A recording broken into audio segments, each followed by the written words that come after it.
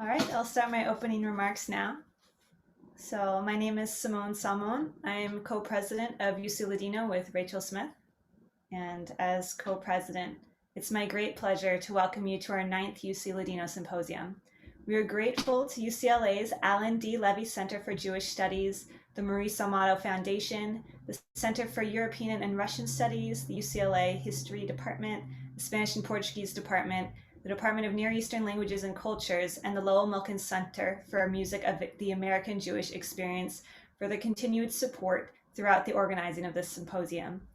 ucLADINO is a student group founded in 2011 by Bryan Kirschen, who at the time was a graduate student in UCLA's Spanish and Portuguese department. Bryan founded the group with the aim of gathering UCLA students from diverse fields and areas of interest to study Ladino with each other.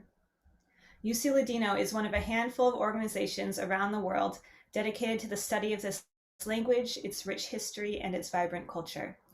These symposia are just one part of UCLA's legacy as a center for the academic study of Sephardic Jewry, home to one of the first chairs and programs in Sephardic studies in the world.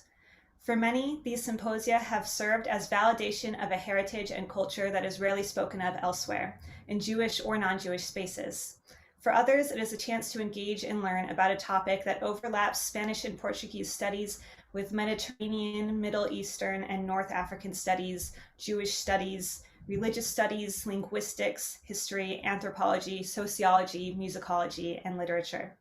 Since programs like this are few and far between, we are happy to devote a time and space dedicated to this often overlooked area of study.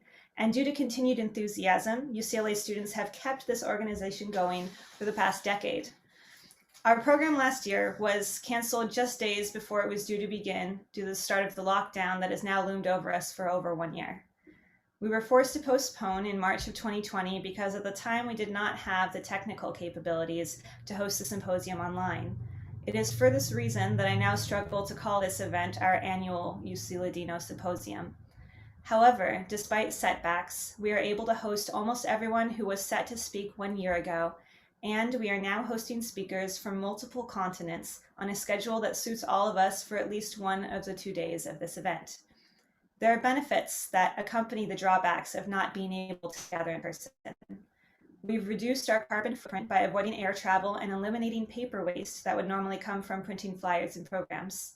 We've reached a wider audience from those in Los Angeles whose health may have formerly prevented them from being able to attend, to those thousands of miles away who would have missed out entirely. This year's format is more convenient for busy attendees that can pop in and out of panels without having to worry about time lost in transit, finding parking, and locating the building. Because funding was not as tight as it has been in the past, we are able to provide you with 2 concerts this year. And lastly, by participating from home, we can count each other safer in these treacherous times. I chose the theme of Ottoman Legacies, Emigre culture, and linguistic crossroads for this symposium because I wanted to incorporate elements of history, memory, anthropology, linguistics, and translation into our program. This year's theme is meant to shed light on Ottoman cultural life and the casting of traditions, customs, and languages into new shapes and forms. In choosing this theme, I wanted to lay emphasis on heritage, culture, and communication at a time when these topics have become increasingly important in American public life. Today, we will present 2 panels. The first one on language and translation, followed by a 10-minute break, and the second on history and memory, followed by a live performance of the first of our 2 concerts. Tomorrow begins with our keynote by Dr. Olga Borovaya of Stanford University. I'm sorry, that's my cat, who will give her paper titled The Emergence of the Ladino-Speaking Community, Print Culture and Politics of Ottoman Jews in 16th Century Salonika and Istanbul. Her talk will be followed by a panel on networks, a panel on linguistics, and our final mini concert to close out the program. Rachel Smith and I give our utmost thanks to Caroline Luce, Chelsea White, Vivian Hollenbeck, and David Wu of the Center for Jewish Studies, and Jay Jang of the History Department, who have collaborated closely with us to make this event possible. We welcome you all and look forward to the rest of the symposium. I pass the mic now to Jennifer Manoukian, who will be chairing our first panel on language and translation. Hello, everyone. Welcome to our first panel, Language and Translation. I'm Jennifer Manoukian, a doctoral candidate here at UCLA, and I'm very happy to be moderating our discussion this afternoon. This panel will be made up of 2 presentations, totaling 40 minutes, leaving us with about 10 minutes for Q&A at the end. As you can see here, we're in webinar mode, which means you won't be able to unmute. Instead, we kindly ask that you use the Q&A function at the bottom of your screen to post your questions, which I'll then read to our speakers. Please also indicate which speaker your question is for. Our first speaker will be Itay Blumenweig, a PhD candidate in the Comparative Literature Department at the University of Pennsylvania. His research explores 16th century print culture and its impact on reading habits. Although focusing primarily on France and Spain, he's also interested in the Spanish, Ladino, and Hebrew literary production of Sephardi exiles in the Ottoman Empire. Welcome, Itay. The floor is yours. Hello all. So I'm joining from Israel. It's a bit late over here, so I apologize if I look a bit sleepy or sound a bit drowsy. Okay.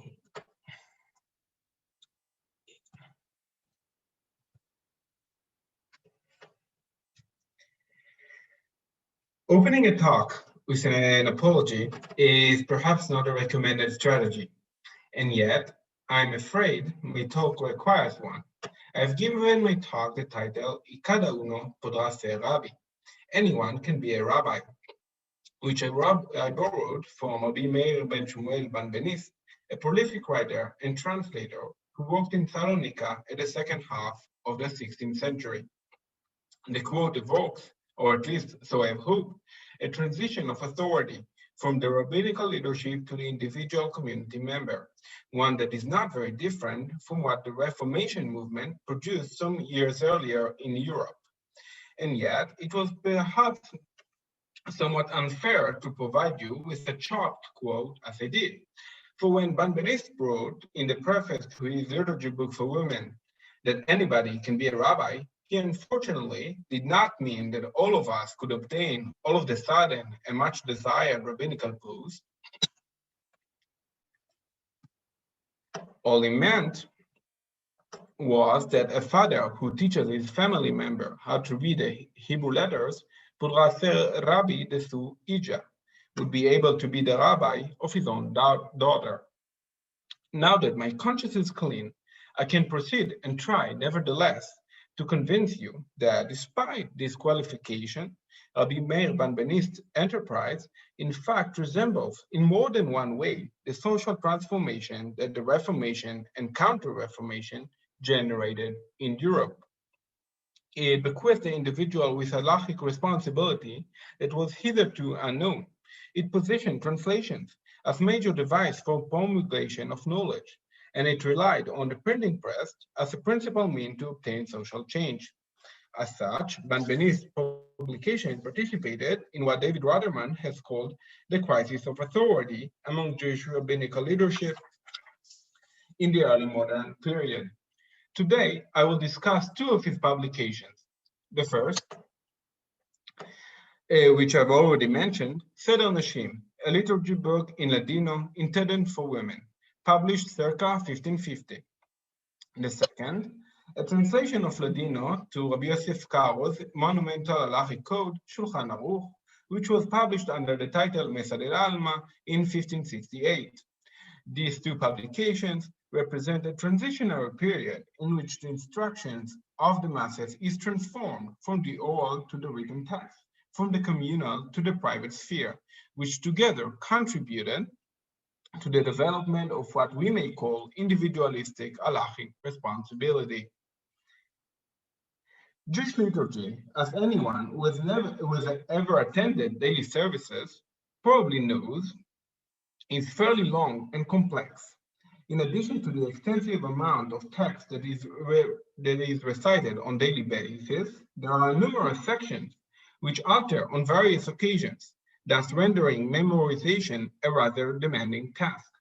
Since Jewish ruling obliges men as well as women to pray multiple times a day, liturgy books seems to be an essential tool for practicing halachic Jewish life, and literacy an indispensable skill.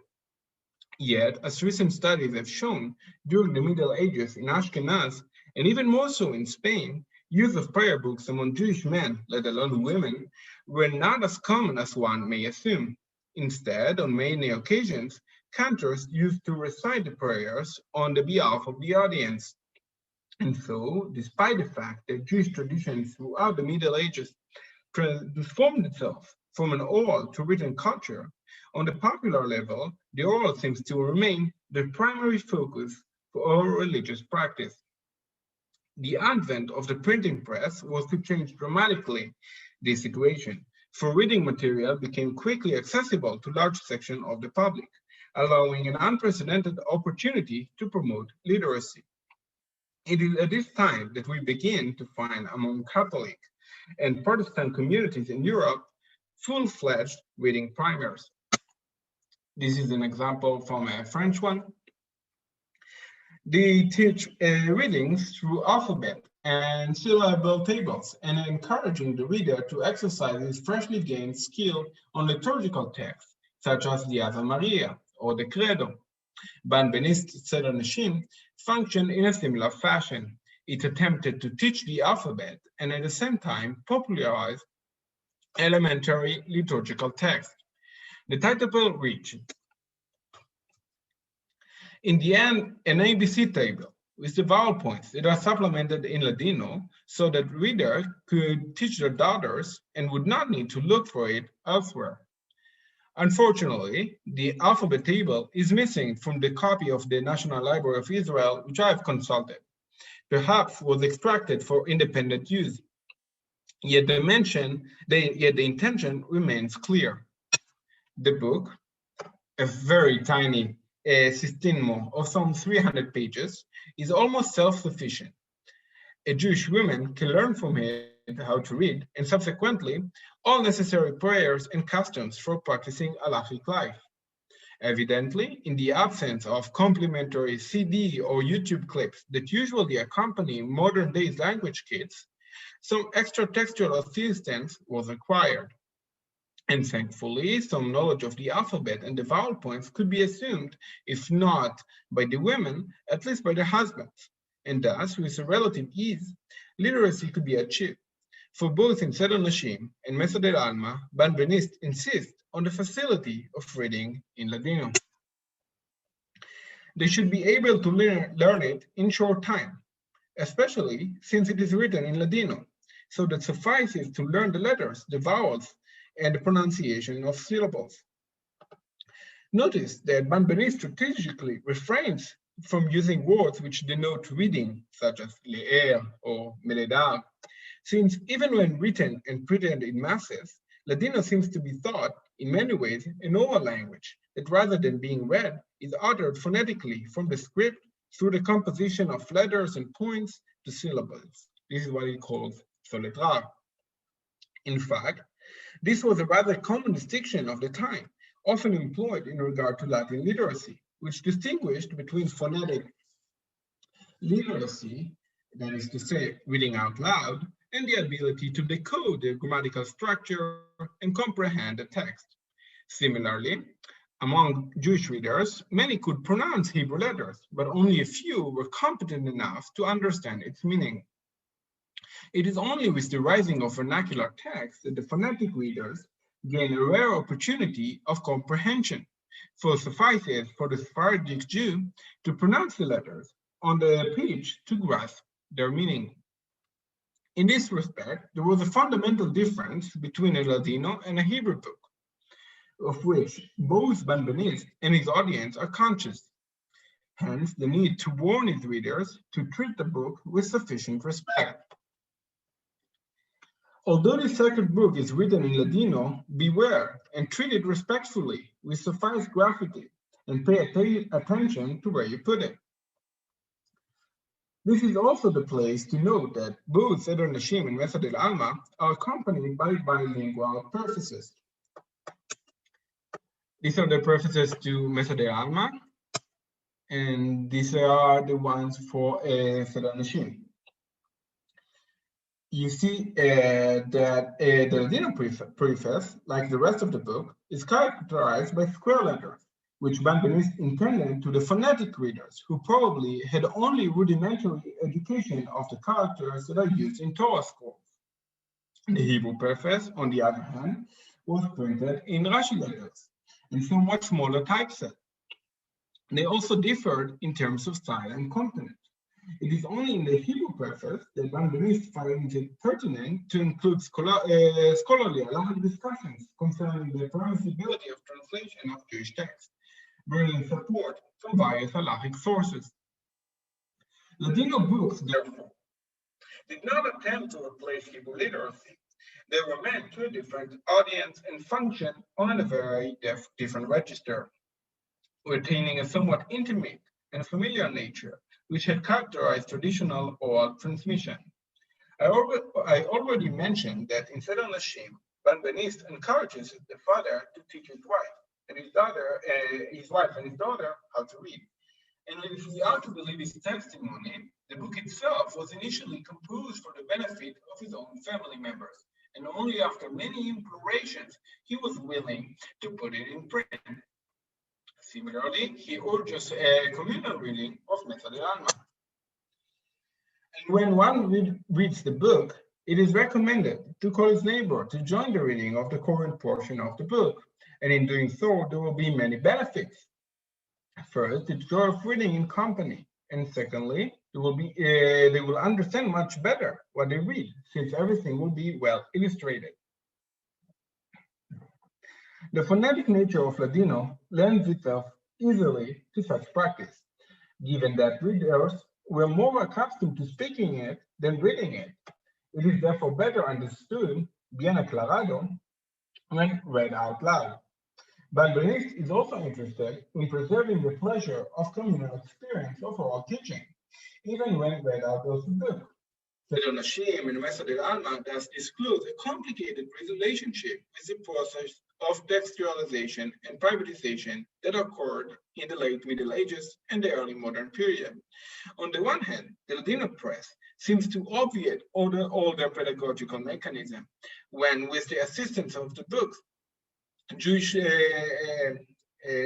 can be taught by the neighbor next door, and prayers can be learned and recited within the household. Yet interestingly, to a great degree, the books integrated into the oral context rather than suspending and superseding it. Their strong emphasis on communal reading thus reminds us that the boundaries between oral and written culture are never clear-cut. But perhaps more importantly, while promoting privatization of halachic knowledge, Ben-Beniste attempts to maintain a certain communal supervision that ensures the continuing adherence to the Jewish law. This is best seen in his treatment of the rules of Nida, which apply to women during the time of their menstruation. Significantly, Ben-Beniste chose not to include them in his translation of the Shulchan Aruch. Writing in Ladino and disseminating it widely necessitated a certain discretion, which hitherto had not concerned halachic writers.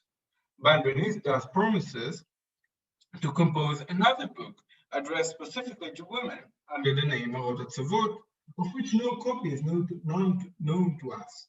But the growing secrecy around these rules raised the fear that, in the absence of the public's scrutinizing eye, women would ignore these laws. Ben-Beniste, therefore, employed a threatening tone to urge them not to hide their monthly cycle from their husbands. And do not say, since he doesn't share things with me, why should I share things with him?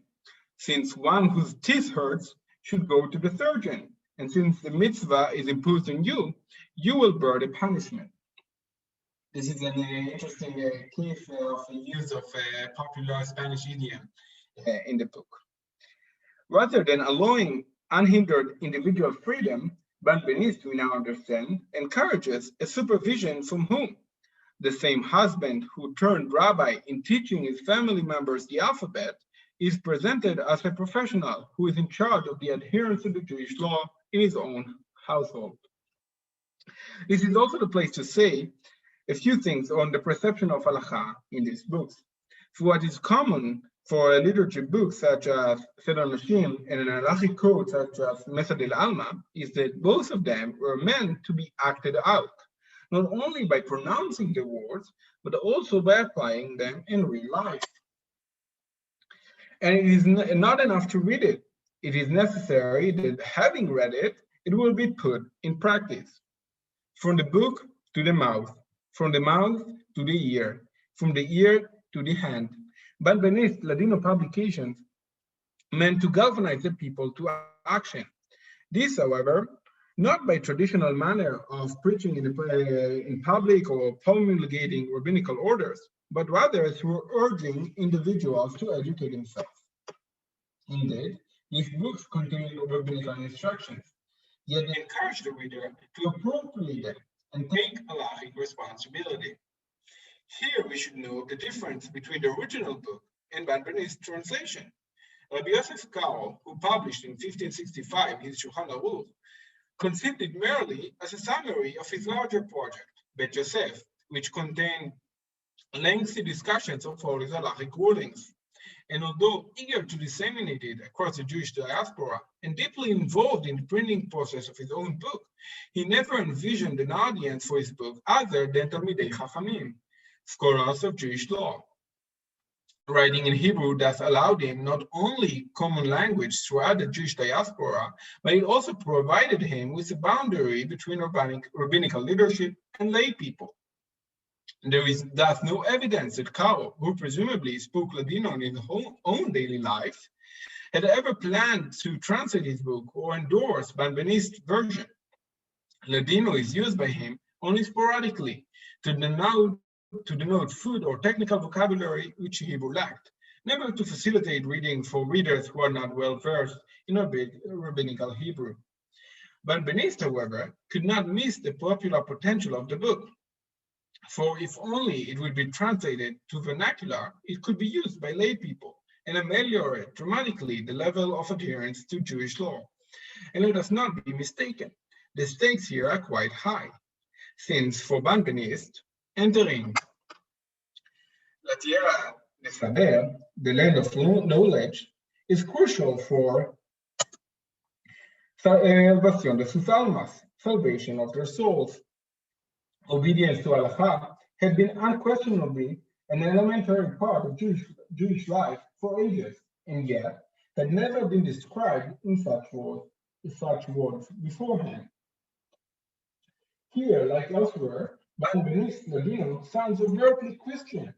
To give another example, he employs the heavily charged pecado, sin, to translate the relatively neutral word asur, prohibited. Bearing in mind that Ben-Beniste's audience consisted at least partially of conversos who carried with them the vestiges of Catholic education, this phrasing should not come as a great surprise. But Ben-Beniste's Christian language also discloses his susceptibility to some of the major trends which occurred among Christians in Europe of the time. I began my talk today with drawing a parallel between Ben-Beniste's literary production and the European Reformation. Now, when my time is about to end, I should ask you to bear with me while I'm stretching it a bit further, arguing that the trends I discussed today should be seen in par with the development of new notions of selfhood. In reference to the emerging idea of self-fashioning in the European Renaissance, Stephen Greenblatt has written, quote, "Fashioning oneself and being fashioned by cultural institutions, family, religion, state, were inseparably intertwined. Indeed, Seder Nashim and Mesadir Alma suggest that also among the Jewry of Salonika, a complicated interplay was at work, providing the individual with new knowledge on the one hand, and on the other, seeking new means of control. The combination of printing technology and writing in Ladino exposed new audiences to the interiority of Jewish law, thus freeing them from the mediation of authorial figures and fashioning them as responsible individuals. Yet this did not mean a meltdown of all social structures. Ben-Beniste books welcomed readers of different levels of literacy and language knowledge to be involved in the practice of reading, assisting each other, but also supervising and maintaining obedience and discipline. The rise of the Jewish book is therefore not only the rise of the new interaction between the people and text, but also the rise of a new configuration of the role of the individual in the Jewish community and new perspectives of the halakha and its place in one's private life. Thank you very much. Thank you, Itay. Please feel free to send your questions for Itay to me at any time using the question and answer function at the bottom of your screen. Our next speakers will be Bryan Kirschen and Nathan Gross. Bryan is an assistant professor of Spanish and linguistics at Binghamton University. He is a sociolinguist focusing on variation throughout the Spanish-speaking world, primarily in regard to Judeo-Spanish. At Binghamton, he co-directs the Ladino Collaboratory and also serves as the director of undergraduate studies for the Department of Romance Languages. Some of his recent research can be found in academic journals such as the Heritage Language Journal, Spanish in Context, and Language and Communication. Apart from university teaching, Bryan has also taught Ladino to hundreds of people of all ages around the world. He also serves as the director of the Shadarim, an international delegation of representatives for Israel's National Authority of Ladino, and is also a co-organizer of the American Sephardi Federation's annual New York Ladino Day. Bryan co-founded ucLADINO in 2010 and directed the group until the time he received his PhD from UCLA in 2015. He will be joined by Nathan Gross, an undergraduate student at Binghamton and a research assistant for the university's Documenting Judeo-Spanish project. He is a double major in linguistics as well as geography and urban planning. Aside from studying numerous languages and writing systems, Nathan is a native speaker of Yiddish. Welcome, Bryan and Nathan. The floor is yours.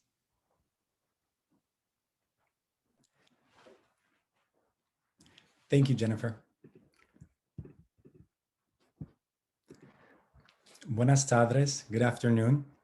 It is a pleasure to be with you this afternoon, speaking at a conference and to a community that means such a great deal to me.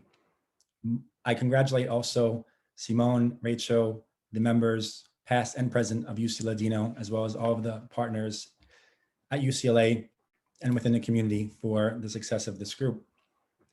And today I'm going to be presenting about documenting Judeo-Spanish in Solitreo. My research assistant and I had intended to present this project at the onset of its launch last year, but by presenting it now, we're presented with new opportunities to track the development and use of this project over the past year. So I'll speak about the first phase, which was funded by Binghamton University and the Harper College Faculty Research Grant. It started by collecting documents in Solitreo, what you see on the right side of this screen, which some refer to as cursive Rashi, chasikolmos, maybe ganchos due to the hooks and the ligatures between letters. This is Judeo-Spanish that was written for centuries among Judeo-Spanish speaking Sephardim. So our goal sought to collect documents from community members and archives and create a platform that is accessible to a number of different audiences. That was our first goal. This script is a script that Avner Perez transliterated and translated to bring us the story of Chaim Nachmias in his 1917 to 1918 Diario. It is the script of Isaac Yerushalmi. It is a script that Isaac Yerushalmi deciphered along with Sarah Stein and Aaron Rodrigue to bring us Saadi Besalel Levi's Ladino language memoir written between 1881 and 1902.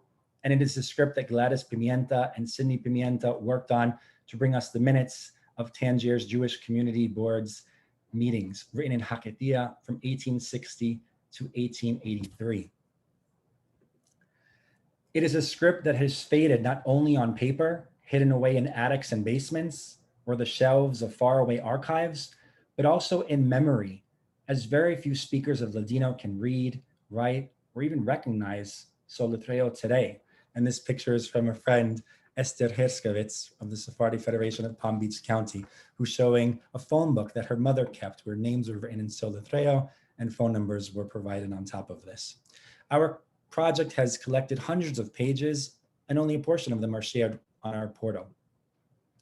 The project resulted in documenting Judeo-Spanish.com, which I encourage you to visit later and in the future. This is the interface with the home of the project, which you could also see behind me in the background. So our project actually, the portal presents 25 unique documents, some just of one page, maybe postcards, and others that are multiple pages, including community correspondence, ledgers, lyrics, names, notes, of course, as I mentioned, postcards, prayers, sketches, and even a will in Ladino, but in Solitreo.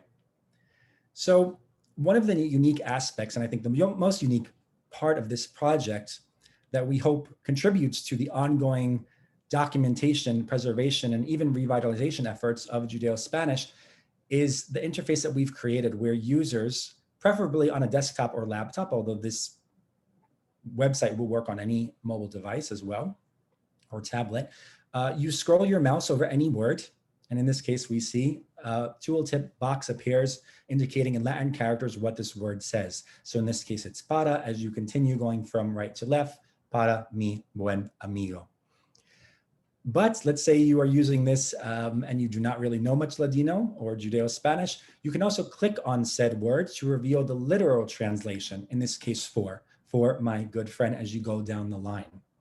So something important to note is that this was a manual process where we had to highlight and identify all of the contours of each word in a document. Now, while on the screen you only see 4 words, you can imagine this was quite time intensive in regard to the documents. Some that were, as simple as a letter, as we see here with El Establecimiento Escolario, or here a 4-page will, Mi Testamento, or in the case of very unique formats, such as ledgers, the first being April Lista de los Tenants, regarding a landlord's ledger from a building he managed in Flatbush, Brooklyn, or something a little bit more close to home for those of you in Los Angeles, Reporto Anual y Financial from 1917 from the Peace and Progress Society of Los Angeles.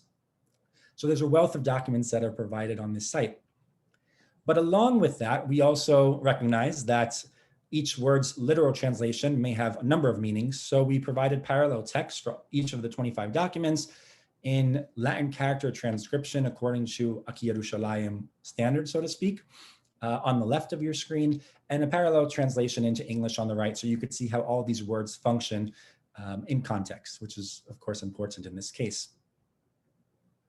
Aside from that, we also have a Solitreo character map for those looking to learn each letter in isolation. And we'll speak a little bit more about what you see on the screen of fonts. I should note also that this project and the funding that we received through Binghamton University allowed for a research assistant to work on this project with me, in this case, Nathan Gross, who will be presenting the second portion of this presentation, who has really been instrumental in regard to the launch of this project. So who is our audience and what have we been seeing over the past years? Educators, communities, scholars, and students interact with this site in a number of ways. So for educators, the idea that you can introduce your students into Al-Hamiado, or a Judeo-Spanish variety, in this case, written in Hebrew-based characters. Or just perhaps introduce your students to another variety of Spanish, in this case, of course, Judeo-Spanish.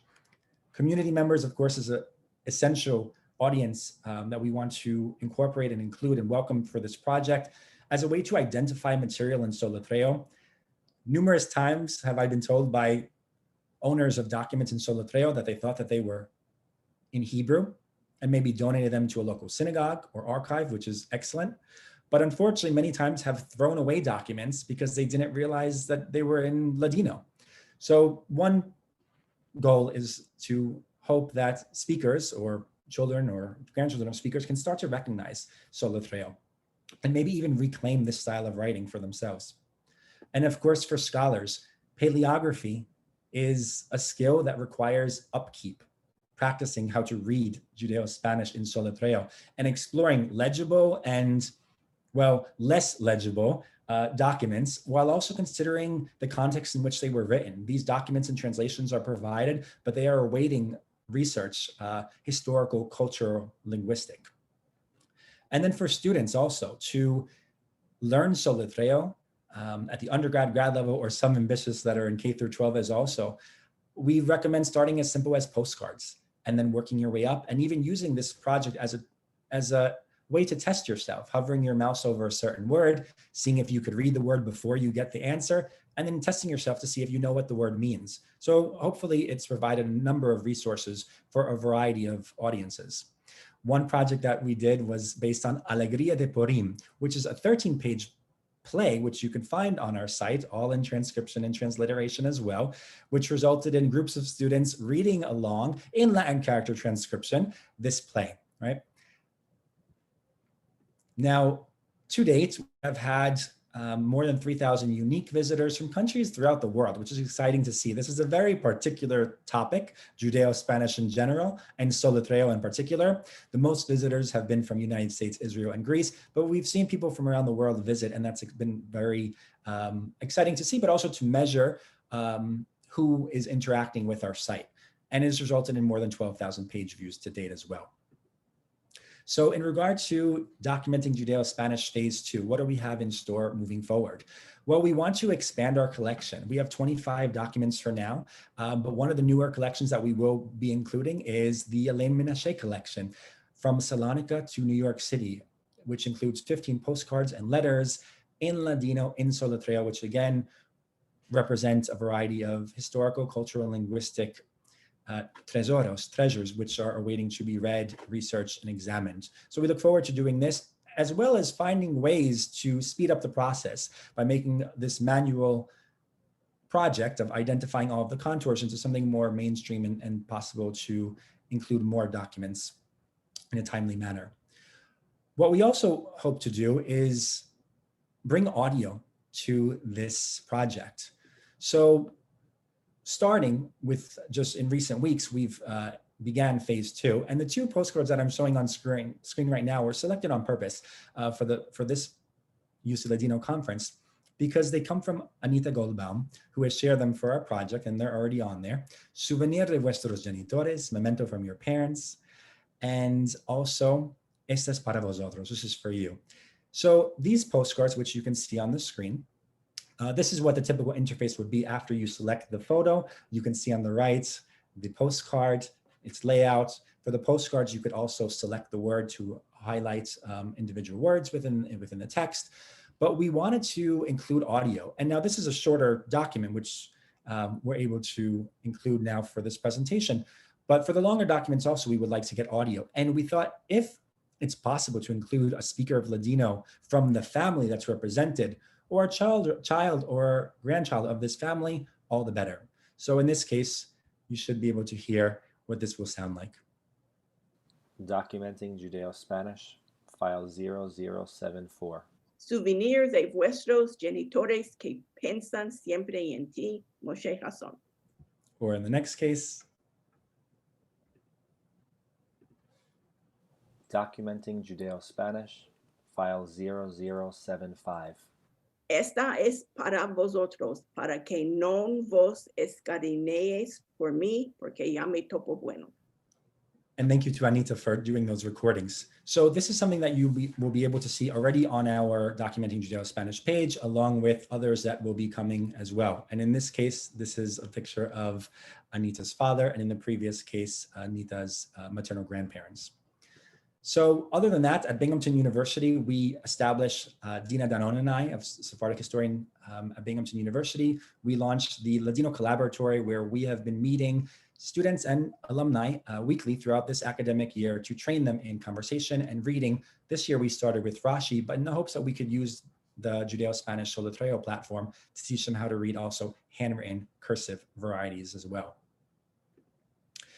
And another part of our phase 2 project will be the launch of a Solitreo font, the first fully functional font in Solitreo, which my research assistant Nathan Gross has spearheaded throughout the year and will be eventually available. Right now, we are working with a tech partner to bring that to you in as accessible way as possible. but that is something also to look forward to in the year to come. Merci muy mucho. So, hi, my name is Nathan Gross. I am the research assistant on this project, and one of my roles as part of it was to create this font. So I'm actually a native Yiddish speaker. So why am I here? What am I doing at a Ladino conference? What led me to not only study Ladino, but also to create this first fully functional Solitreo font? And also what went into creating it? So when I was 13, I met this old book collector. He was an old man who collected old books, and he showed me that Sephardim used to have their own cursive form of the Hebrew alphabet. He told me that he wasn't able to read it, but that there were experts who were able to. And the alphabet remained this great mystery to me for a while. He actually showed me something similar to this here that you see on your screen. Although those of you who read Solitreo may notice that this script is actually a precursor to the modern Solitreo that we know today. That was also around the time that I became interested in languages and writing systems. Around 5 years ago, having studied Spanish, I decided to start learning Ladino, and that's when I learned that this mysterious alphabet was called Solitreo. I had already studied many alphabets and scripts at that point, many of them scripts that aren't used anymore, including, for example, this uniquely German cursive version of the Latin alphabet that stopped being taught in schools in 1941. So I decided to study Solitreo too. And now, once I had started learning Solitreo, I realized that it wasn't simply a cursive version of the Hebrew alphabet, but that it has taken on a life of its own. So, for example, here, as you can see in the word mansevos, you can see that there are samachs with and without swashes. And here in the word Rosh Hashanah, you can see that there are standing and sleeping hays. And here in the word sueto, you can see that there are short and tall vavs. And here you can, and some letters, and then I learned that there were letters that were able to connect to each other. And then I came across this X-shaped thing, which really threw me off because it was in none of the charts that I'd used to study Solitreo. After a while, I realized that it's a connected form of either Dalit Aleph or Dalit Vav, depending on the person's handwriting and the context. Now, I really loved the challenge and the life that this complexity and variety gave to Solitreo.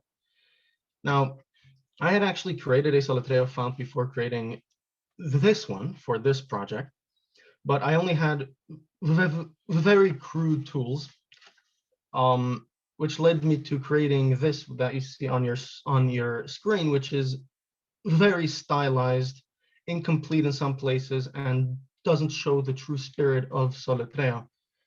Now that I have better tools and a better understanding of the structure of Ladino letter forms and their parts, I may actually go back and recreate this because I like this as a Solitreo font variety. Now, to put the life and spirit of Solitreo into this font, and I hope I have, I decided to give it the look and feel of the Solitreo documents that I've been reading, which are the images of the Solitreo words that you have seen in this thing. So actually, a lot of those documents were documents that are not yet published on documenting Judeo-Spanish, so you can look out for that at some point. Now, once I had the style that I was aiming for, I had to have a really good understanding of the anatomy of each Solitreo letter form and how to interpret each letter into the font. So for example, if you look at the H here, you can see that there's a spike on the left, on the top left of the H. This spike is called a serif. And you can see that there's one on the left side, but if you look at the top of the Y, you can see that each protrusion of the Y has two serifs. And if you look at the bottom of the P here, you can see again two serifs, one on either side, but the bottom of the Y gets a bulb instead. Now there are historical reasons as to why the serifs and all of this work and why they look the way they do. So were I to be creating a Latin serif font, I would be taking these serif rules into account. However, there were no Solitreo fonts that I could base this font off of. So I had to really study the history of Solitreo, the way the letter forms changed over time. And I also have to study really how brushes function and how they write, because that is the style that I was aiming for. Now, as I mentioned, part of the life and spirit of Solitreo is that there can be multiple letter forms of the same letter. So I have to figure out how to deal with that. So, for example, tet can have these two forms. So which form do I use for the font? And again, mem can sometimes have either of these two shapes. So which one do I include in the font? As for bet, there is the more round form and a more square form. So again, which one do I use? And do I create this X shape letter combination thing in the font or not? And how about the connected forms? Do I include this in the font or not? How about these here? So, and how about this one here? While the one on the right is definitely Aleph Lamed, the one on the left is definitely Aleph Yud Lamed. The one in the middle can be either or, depending again on the person's handwriting or the context. So I had to figure out how to deal with all of that when creating the font. So when it came to differences in letter forms, I decided to go with the shape that was used by the majority of the people that I saw in the documents. So since most people use the form on the right here, this is the form that I used in the font. As you can see here, the white on the bottom right of the screen. With mem is the same thing. Since the form on the right was more common, that is the form that I included in the font. As for with bet, however, it was common to see the same person writing both forms in the same document. In cases like this, I decided to figure out the distribution of the different forms. So with bet, I noticed that for people who use both forms, the square form is mostly found in Hebrew words, which is when people write more slowly, so they are more careful with the exact shape of the letter forms. So for this font, I did the same thing, and the more square form of the bet appears more in the context of Hebrew words. And with the samachs, with and without the swashes, I noticed that the swashes go at the end of words, whereas everywhere else, the samach appears without a swash, depending again on handwritings, but yeah. And as for the sleeping and the standing haze, I noticed that the sleeping haze are at the end of words, whereas the standing haze appear everywhere else. So this is how I included it in the font, as you can see on the screen. As for short and tall vowels, I noticed that tall vowels appear at the end of words, whereas the short vowel appears everywhere else. However, an exception to this is when the letter right before is tall, as you can see here on the left in the word qualo, where because there's a tall letter right before the final vowel, it remains small. And this is how it is also in the font. As for this X-shaped thing, I decided to include both in the font. However, I made sure to distinguish them well, as you can see here. As for these connected forms, I decided to use only the most commonly connected forms that I saw and the forms that would be the least confusing, especially because I also envisioned this font to be a learning tool. So for people new to Solitreo, if there are too many connected forms, it may get too confusing. And so I included these forms in the font. However, these less common connected forms I did not include in the font.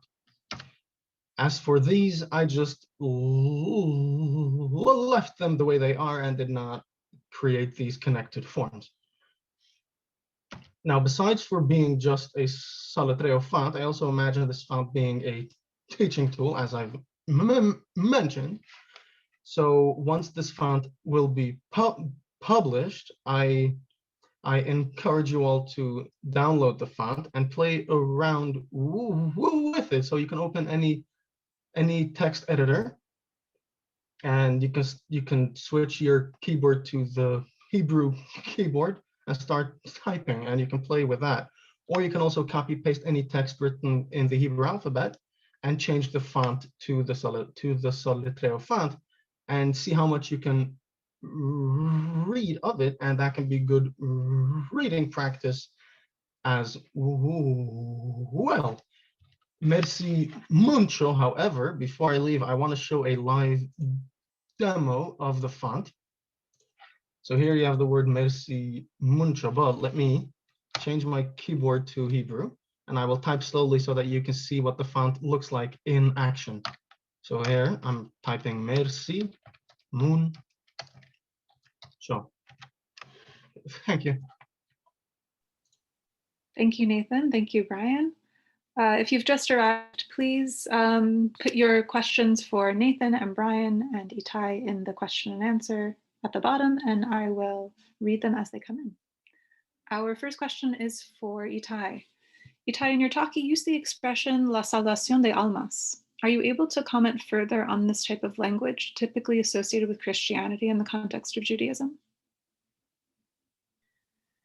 Well, good question. I don't have much more to say than what I said. I think, well, it's not, as I said, it's not so unusual to find Christian language in Ben-Beniste publication and other Ladino publications of the time, due to the fact that, well, many of the writers and the readers were educated in Catholic education. Yeah, and more generally, I was actually debating how much importance should we ascribe to it, because partly just like by the mere fact of using the Spanish language, you must use Catholic terminology. It's kind of a whole pack. So I don't know if we should take it as literally as it is, but it's definitely an intriguing way to understand the halacha as something that is as fundamental as for the salvation of the souls. So it definitely worth further investigation. I have a question for Bryan and for Nathan. If people in our audience have documents in Solitreo and they want to prevent this, they want to keep them for posterity and make sure that they're not accidentally thrown out, what can they do with them? Where do you suggest that they donate them? Sure. Thank you for that question. Fortunately, there are a number of places that are happy to accept them. And so if you're in Los Angeles, UCLA has an initiative to preserve, to digitize these documents. If you're in Seattle, same thing through UW. In New York, through Binghamton University, through the American Sephardi Federation. If you're in the United States, those are all wonderful universities and institutions that you should contact that will be willing and happy to help you digitize, transcribe, and translate. Great. We have one question for Nathan. Is there any orthographic connection between Arabic and Solitreo? By orthographic, that means spelling, right? But I'm assuming that the question means the way the letters actually look. But I would say no. And that is because when I was studying the history of Solitreo and the way the letter forms changed over time, it's the way that the Solitreo forms change are very different. Like the way the Solitreo is written is very different to how Arabic is written. So Thank you. yeah. We have one last question for Bryan. Are the postcards on the website with the original writings in Solitreo for the Elaine Menashe collection? Sure. So for those postcards, we have just recently transcribed them into Latin characters, translated them into English. They are not yet on the website, but that is something that we will be doing hopefully sooner than later. Hello, everyone. I'd like to welcome you back to the ucLADINO conference. Our next panel for this afternoon is on history and memory. My name is Rachel Smith. I'm the co-organizer of the ucLADINO conference this year, and I'm a doctoral student in history at UCLA. If you have any questions for the speakers, again, please feel free to submit it through the Q&A function, which you can access at the bottom of your screen. Our first speaker on this panel will be Simone Salmon, our co-organizer of the conference, and a PhD student in the ethnomusicology department at UCLA, where she specializes in Sephardic Jewish music from the late Ottoman Empire. She received her master's degree in musicology from the University of Oxford. Simone is a co-author of Sephardi and Mizrahi music and Oxford annotated bibliographies, and has several forthcoming publications in Jews Across the Americas, 1492 to present, Smithsonian Pathways, Musica Judaica, and the Journal for Synagogue Music. Simone is the co-president of the Special Interest Group for Jewish Music at the Society for Ethnomusicology, and has presented internationally in Istanbul, Essaouira, and Paris, as well as conferences across the US. She's the recipient of numerous fellowships and grants from Foreign Language and Area Studies, American Research Institute in Turkey, Bluma Pell, Marisa Motto, Ritter, YNS Nazarian, Stephen Wise, the Lowell Milken Fund, and others. Simone's current focus is recordings of her family from Sephardic Turkey. She hosts a radio show, Los Bilbilicos, about Judeo-Spanish music. Simone, the floor is yours. Discourses in popular European Jewish history highlight or place a wedge between Jews and Gentiles within society at large. Even when history describes Jews as assimilated, the act of labeling a Jew differentiates him or her from the greater non-Jewish population, often positioning the Jew against the rest of the Gentile population. Post-Holocaust frustration has influenced the public to focus on anti-Semitic reactions to Jewish behavior that inevitably separated Jews from their greater societies once again. However, my intention in this presentation is to demonstrate the ways in which Jewish life was woven into the Ottoman cultural tapestry in practice and in memory, which I will show through the examples of several Jewish musicians from the late Ottoman Empire into the time of the Turkish Republic. The Ottoman Empire prided itself on tolerance. The government viewed the various nationalities residing within the empire as subjects of the Sultan, and after the 1869 citizenship law, every person born within the empire was considered a citizen.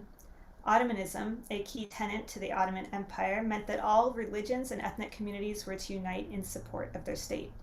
Civic Ottomanism meant cooperation between and across religions and nationalities in support of each other. Before the clamoring of nationalisms and the eventual fall of the empire, interactions between Jews and other subjects of the Sultan were akin to these between Jews and Gentiles in Germany before the interwar period. That is, the Jewish population was culturally assimilated into society and formed a significant portion of the urban musical landscape. Historically, Mevlevi lodges played a huge role in the music education of the different millets within the Ottoman Empire. Musicians and composers of the Ottoman court were diverse and shared religious music with each other, developing an Ottoman court tradition and influencing other musics outside of the court.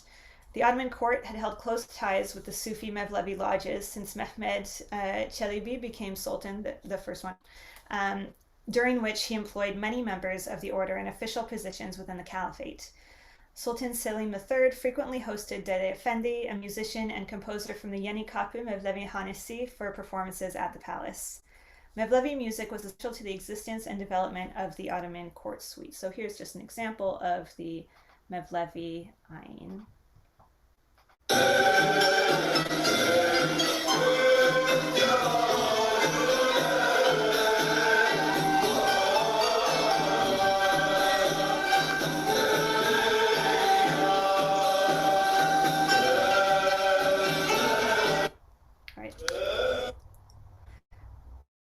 Fossil, the Ottoman court suite, evolved from the Mevlevi dervish ayin. Here's a comparison of the structure of the two forms. So similarities between the two can be drawn in these ways. They both contain, taksims in the beginning half and are followed by a peshrev. The bestes or vocal works, the ar samai, which is a slow vocal work with lyrics, sharkis, which are popular songs that made their appearance later in the 19th century, correspond to the silams of the ayin. The yuruk samai is also an instrumental form that's shared by the two. The son peshrev and the saz samai are both instrumental works with similar form. And of course, there's a taksim at the end. The vocal element of the ayin is more important than the instrumental element. However, the ney, an end-blown flute, is the most important instrument in the musical ensemble for a Mevlevi dervish ceremony.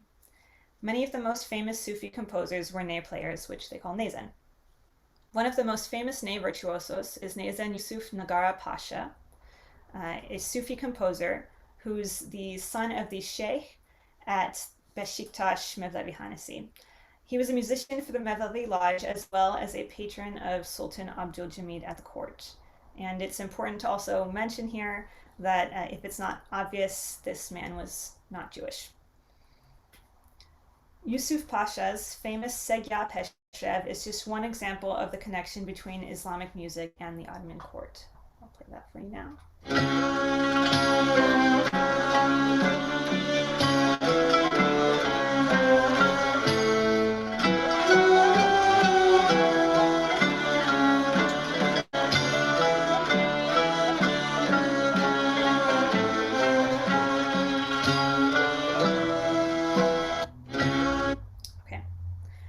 However, the connection, let's see, here's a transcription of Yusuf Pasha's Segya Peshrev on the right, and on the left, there's a transcription of a vocal rendition of his composition with lyrics in Hebrew.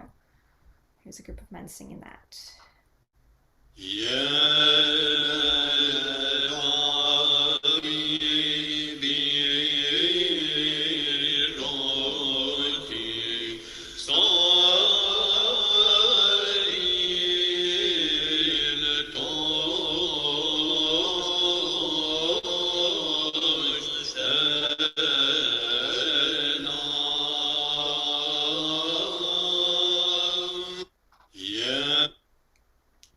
The lyrics were not composed by Yusuf Pasha, rather they were written independently in the late 16th or early 17th century by Israel ben Moshe Najara of Gaza, a prolific poet, kabbalist, and rabbi known for his piyutim, pismonim, selihot, viduyim, and dirges.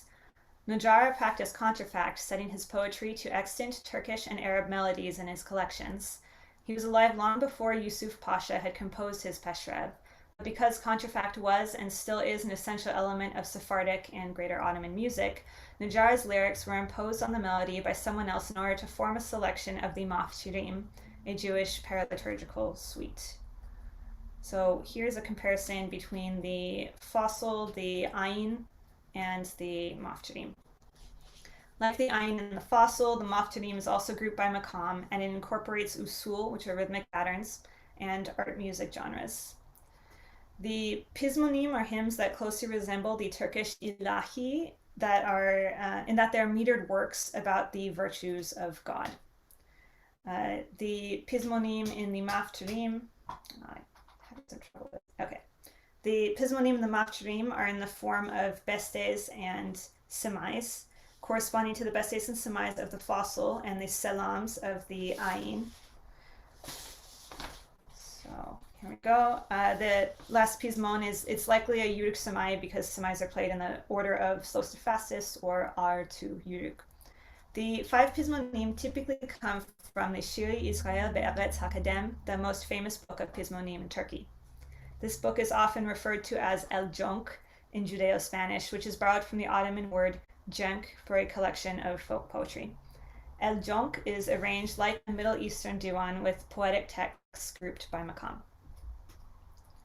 Here, some other stuff. Okay, so a description of the performance of a mafturim suite from Thessaloniki in the late 19th century by the singer adds that he placed a ses taksim, or vocal improvisation, between the son peshrev and the morning prayer.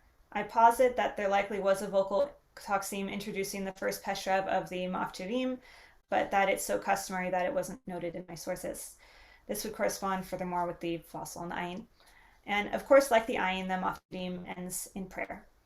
As demonstrated here, sometimes portions of the mafturim were sung to the melodies of Turkish songs, which in one documented case was a point of tension between a singer and a rabbi ignorant of the practice of music in synagogues as a whole at a time of increased nationalism in Ottoman Thessaloniki. The mafturim is purely vocal, though rehearsals usually include a kanun. And this is because it is traditionally performed for the public on the early morning, though today it's performed in the afternoons of the Sabbath, which is the day of the week in which it's unholy to play any instrument. It's also for this reason that the mafturim is performed only by men, because according to the Talmud, the woman's voice is indecent. This prohibition was originally applied to the recitation of prayers and blessings, but it is applied to female voices within the synagogue. There is no saz samai because instrumental forms have been removed from the suite. So some other characteristics that I think I already mentioned here. The tradition of mafturim originated in Edirne, which is an area of Thrace known to contain many non-Muslims. Mafturim spread to bigger cities like Istanbul and Izmir in 1920, when increasing anti-Semitism drove Jews out after the government had attempted to eliminate Armenians and Greeks. And it was the same year that Isaac Seni, who we'll meet later, left Edirne for Istanbul. So here we go. They're sometimes sung to Turkish songs, and the composers were generally trained by the Mevlevis. Jewish mafturim composers had both Jewish and non-Jewish apprentices. Performers would sing in ethno-religiously diverse choirs, as well as in performance halls and social gathering places outside of the synagogue. They borrowed from and performed with Mevlevi and Beşiktaşi Sufi orders. Court musicians were Muslim, Greek, Armenian, and Jewish. And they typically worked outside of the court in religious spaces, concert halls, or after the turn of the 20th century in gazinos, which were nightclubs owned by non-Muslims, because you could consume alcohol there. While composers learned Ottoman music at the Mevlevi lodges, Mevlevi musicians attended synagogues in Izmir and Salonika to hear cantors such as Isaac Al-Ghazi. Now Isaac Al-Ghazi, he was respected by Jews and non-Jews. He was appointed cantor at the Central Synagogue in Izmir in 1908, but Ataturk captured Izmir in 1922, and there was increasing tension and violent clashes between the Greeks living in Izmir and the Turkish government when the population exchange had taken place between Turkey and Greece in 1923. Many Jewish community leaders left Izmir because they were under suspicion for having collaborated with the Greeks against the government. Al-Ghazi ultimately ended up at the Italian synagogue after moving to Istanbul. And it was at this time that he founded his Judeo-Spanish newspaper, La Voz del Oriente, that he used as a platform to promote modernization efforts and Jewish relations with the Turkish Republic. Let's see, he was a leading intellectual and he recorded music in several languages. So here he is singing I'm on Savo Ladino. I'm gonna skip this talk scene.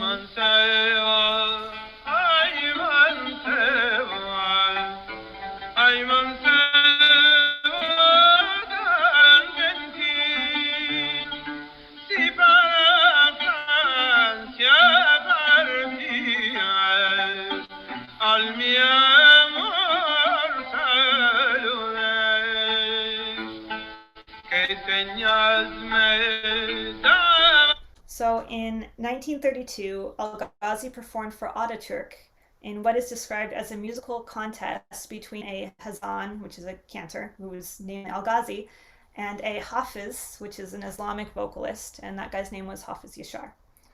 Although judgments of Ataturk's reaction to Al-Ghazi differed between the accounts of the two men who were present, one a writer and the other Al-Ghazi's competitor, the bottom line is that Al-Ghazi performed for the leader while at a linguistic disadvantage to his competitor. Unexpectedly, he was gifted a signed copy of the Quran, concluding the audience. The Quran had recently been translated to Turkish and printed in the Latin script, and Al-Ghazi and the Hafiz were the first two people to be presented with a signed copy. This was considered to be a great honor. Reading about this event reminded me of a story from Pamela Dorn's dissertation, in which she records the following folktale from a conversation that she had with a prominent record producer in Istanbul, whose ancestry was intimately involved in Turkish art music.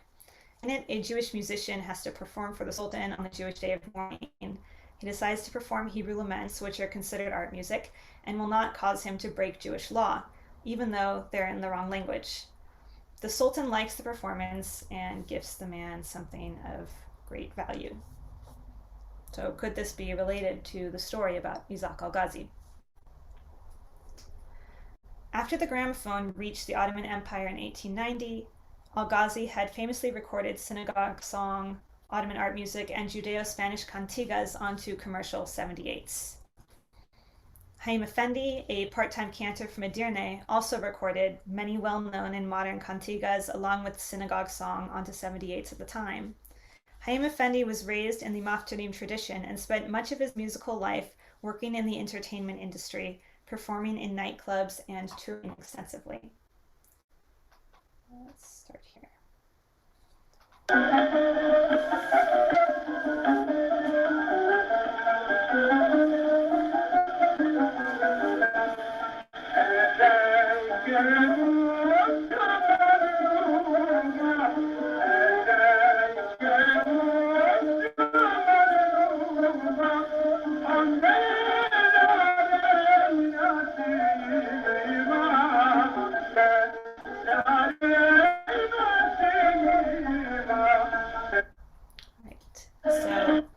From the Israel Folktale Archive comes another story of a Jewish musician performing for a ruler on a Jewish holiday against religious precepts. In this iteration, it's the Day of Atonement, another day of religious fasting. So in this, the king of Izmir is, he calls Haim Effendi to come and perform for him, and he says, well, I can't actually perform because it's the Day of Atonement. And then he says, well, you have to do it or you're going to die. So he sings some things in Hebrew, and the king is deeply moved and then just gives him a bunch of cash. Haim Effendi's Los Angeles family say that he was summoned by Sultan Abdul Hamid to perform, and they feared that he would never return. The public actually thought that he had died because he was gone for too long, and this showed up in some newspapers at the time. And legend has it that he recorded and released a song called El Mentira de la Muerte, or The Lie About the Death, when he returned to the public. No one in the know has been able to find Haim Effendi's recording, but the song was recorded by my great-grandfather, Isaac Seni, and the recording is located in the UCLA Ethnomusicology archives. So I'm going to skip the talk scene. We'll start it here.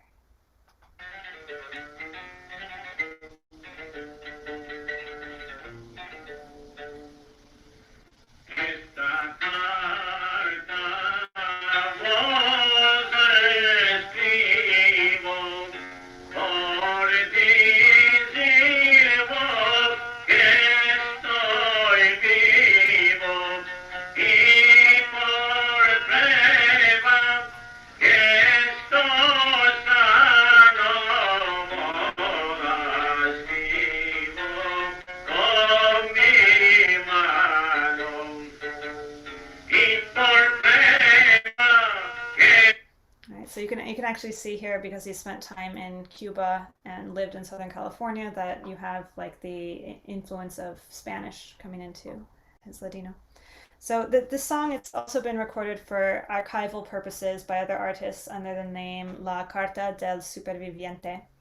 And an addendum to my original source mentioning the comments from Jaime Effendi's family reads that the lyrics were written by Dr. Maimon Leve, who evidently wrote it under similar circumstances. So this framework seems to be a running theme in Ottoman Sephardic folktales. The narrative of the Jewish musician being called to perform for his ruler, going against the odds and being rewarded for it, bears a striking similarity to the story of Scheherazade. Scheherazade is the narrator in and of the Middle Eastern collection of tales 1001 Nights. In 1001 Nights, the Persian king Shahryar is so untrusting of women that he marries a new wife every day, deflowers her, and proceeds to murder her the following morning. When Scheherazade is summoned to the king for marriage, she spins a tale throughout the night and purposefully leaves it on a cliffhanger so that he must allow her an additional evening to finish the story. On her second night, Scheherazade leaves her second story on a cliffhanger again and repeats the process until nearly 3 years later, the king decides that he will not kill her after all and instead rewards her with a lasting marriage. This demonstrates one last time the enmeshment of Sephardic Jewish culture with that of the surrounding Ottoman Empire. The Mevlevi Ayin, the Ottoman fossil, the Jewish Mafchirim, Isaac al-Ghazi, Haim Effendi, Maimon share one thing in common. They are the product of civic Ottomanism, rich with ethno-religious diversity and cross-cultural borrowings, all woven into the fabric of the Ottoman cultural tapestry. Thank you. Great. Thank you so much, Simone, for a fantastic presentation. As a reminder, you can all submit questions through the Q&A function at the bottom of your screen. Our next panelist is going to be Makena Mezistrano. She is the Assistant Director of the Sephardic Studies program at the University of Washington. She holds an MA in Biblical and Talmudic Interpretation from Yeshiva University. After completing her graduate degree, she returned to her hometown of Seattle, where she now works full-time at the University of Washington to support the development of the Sephardic Studies program through public events, digital projects, and student engagement. She takes daily inspiration from her grandparents, who are Holocaust survivors from Salonika, Greece. Makena, take it away. Okay, awesome. Thank you, Rachel. I'm going to share my screen, get this set up.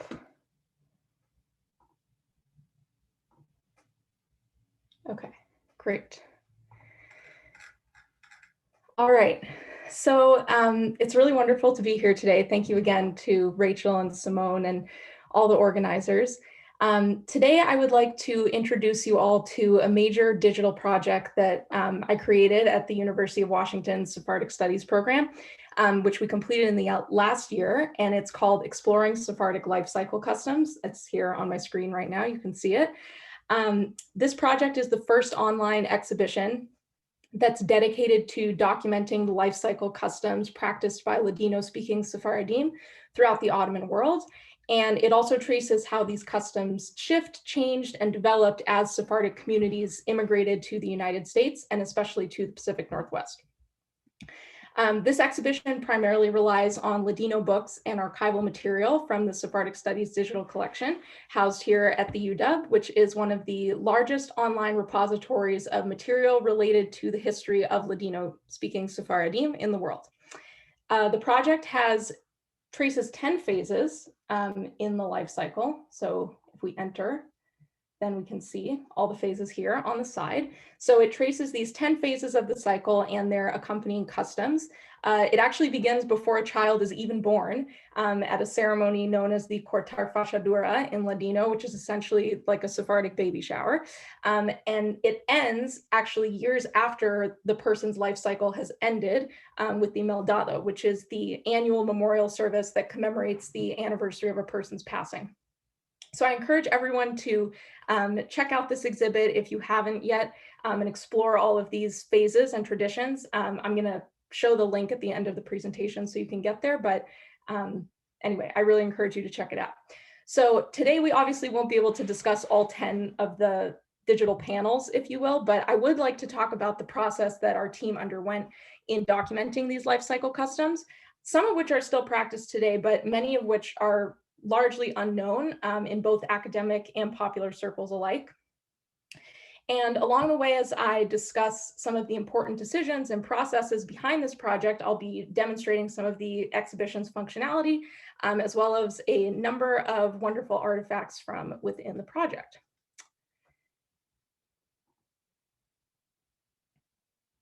Okay, so of course, I would like to begin with a very basic question. Why did we do this? Why did we create this exhibition? And to illustrate this point, I want to show a video from within the exhibit. So this comes from the 1995 documentary film, Island of Roses, which was filmed in Los Angeles. So if we were in LA, I thought it was going to be really cool to like show it at ucLADINO, but we're not, I'm not in LA at least, but some of you are, so still tracks a little bit. Anyway, the documentary show covers the history of and customs of the Sephardic community of Rhodes, which was unfortunately largely decimated during the Holocaust. But this clip features community member Neil Sheff, who is going to discuss the preparations for his son's upcoming Brit Milah, the Jewish circumcision ceremony for baby boys.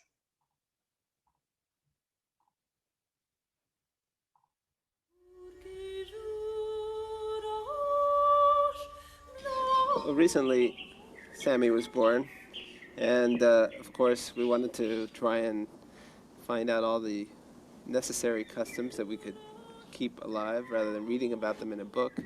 So we first of all called Rebecca Leve as our community historian, find out what is the Rodizli custom when you have a Beracha de Brit or Brit Milah. She was quick to inform me that first of all she had the masapan already made, and secondly that she would bring us some special leaf or herb called ruda, wrapped in some gold leaf paper that was especially brought from Turkey, and this would be put on the pillow before the Brit Milah began and be brought in with the baby.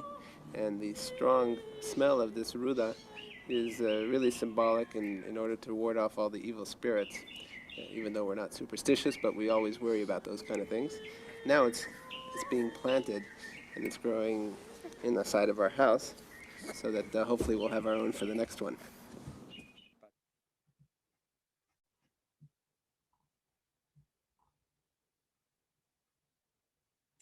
Okay, so as this video I think really perfectly illustrates, this project was primarily inspired by a number of inquiries that we received from members of the general public over the years, most often themselves descendants of Ladino-speaking Sephardim. And these individuals would write to us as they were approaching their own significant life cycle events, just like we saw in the video, such as a Brit Milah or a wedding. And they wanted to know about how to include or adapt a Sephardic custom unique to their specific heritage into this upcoming life event. So we would receive everything from, you know, how can I create a Sephardic ketubah or marriage contract for my wedding? Or can you provide a Ladino text for me to read at my son's Brit Milah, something like that. Now, sometimes the person had heard about a certain custom from their parents or grandparents, as we just saw in the clip, but that generation was perhaps no longer around to really explain how this custom was actually practiced. And other times we discovered the practice had simply lapsed altogether. So people were coming to us and saying, you know, I heard about such and such a custom among Sephardim, but no one in my family knows how to do it. Can you help me actually figure out how to implement this in my own life? Now, this latter case, in which a custom had essentially skipped a generation or two, was a particularly important impetus for this project. Here, we were really seeking to not only fill an informational gap, but to actually address certain stigmas that had contributed sometimes to these Sephardic life cycle customs being abandoned and lost. So I have a clip here on my screen, which is an article from the New York Times from 1909. And it discusses a Sephardic wedding on the Lower East Side. And as we can see, the very origins of the couple and their multiple identities, so here they are Sephardic and Turkish, but also Jewish, the confluence of all these things is explicitly regarded by the paper as odd. Now, I think that, you know, it's really the interaction and negotiation between all of these various identities that fascinates and compels many of us, I think, who study Ottoman Jewish history. But often, in fact, that was the very thing that caused many non-Jewish Americans and sometimes even Eastern European Ashkenazi Jews to look suspiciously upon Ottoman Sephardim in the United States. Thus, as a method of integration and assimilation, some Sephardic Jews in the US, unfortunately, just abandoned these odd customs altogether. So in this project, we wanted to address that tension head on, that tension that is bound up in the pursuit of the American dream and in being an American Jew in the early 20th century. And this theme runs consistently throughout the exhibition, and it was a very important point of departure for us in creating this project. So with this inspiration in mind, I want to now discuss our major goals for the content of this project, which help to shape how the information is presented throughout the exhibition. So the first thing, of course, that we do in each section is to simply define the custom that we are documenting. We intended for this project to have a wide reach because even though it was in part inspired by the Sephardim who wrote to us with personal requests and questions, we wanted the content to be accessible to students as early as high school, honestly. I mean, we envisioned potentially this project being used in like a social studies class, but certainly throughout the undergraduate and graduate level, scholars and the general public from various backgrounds. Now here, in terms of just defining what the custom is, published materials in our digital library were very useful, especially when it came to defining the customs that were well documented in a work known as the Meon Loez, which is a Ladino commentary on the Bible and, I mean, essentially an encyclopedia on Sephardic practice. So customs related to weddings, Berit Milah, and Meldado, the memorial service that I mentioned, they were very well sourced in published Ladino books between the 18th and early 20th century. So that was, those were the easy part. The next thing that we do is set the scene, because the location in which many of these traditions were kept alive is really key to understanding the development of Sephardic life cycle customs. So when we were creating this exhibit, we actually spoke to many older Sephardic community members, had some really fascinating conversations, many of whom are first-generation Americans. And there was a clear consensus among them that the home was the place where these traditions and customs lived, and the home was an integral component of Sephardic life. So we wanted to highlight the customs that really flourished in the home, such as there are numerous examples, but one example is the fijola, which is the naming ceremony for a baby girl. But like I said, there are others. And over the course of our research, we found that a challenge, and this challenge in fact was shared by, Sephardic and Ashkenazi Jews alike, was adjusting to a new and American understanding of religion that was associated with a circumscribed place of worship. Whereas for many Jews earlier in history, any space, whether public or private, could be embedded with sanctity simply by celebrating a religious occasion there. So like the fijola, for instance, it almost always took place in the home. And some people say, oh, it's because it had to do with women. No, many other life events took place in the home, regardless of whether they were for men or for women. That is just how they were practiced. But in the United States, the synagogue was really a primarily holy place, and therefore the home was relegated to the mundane. And so, of course, as the space in which these celebrations were held shifted, the customs associated with those spaces also changed. The next thing that we do is highlight these specific individuals who were involved in a certain practice. So once again, Berit Milah actually provides a great example here, because the roles in that ceremony are very clearly delineated due to their halachic or Jewish legal implications and statuses. So it's very clearly documented that family members play a role, as well as the role of the mohel, who is the person who actually performs the ritual circumcision. But another poignant example is the levaya, or the funeral processional, which historically involved children. And this was a practice that Sephardic Jews in the Ottoman context shared with their Muslim neighbors, and which was preserved in Seattle into the early 20th century.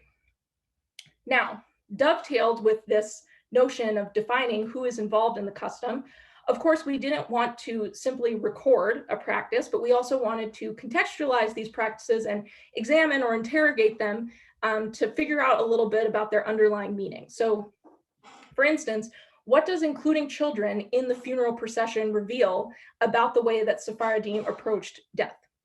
Now, perhaps you could say that the custom indicates that death was not something from which we should shield children, but rather it should be viewed as a community affair. When a person passes away, a funeral is a community affair that involves members from multiple points in the life cycle. And there are numerous other examples of how we analyze these practices, but you'll have to dig into the exhibit to see more of that for yourself. And finally, as I've already alluded to, we generally will conclude each section by tracing a life cycle's endurance, a life cycle custom's endurance rather, and development over time.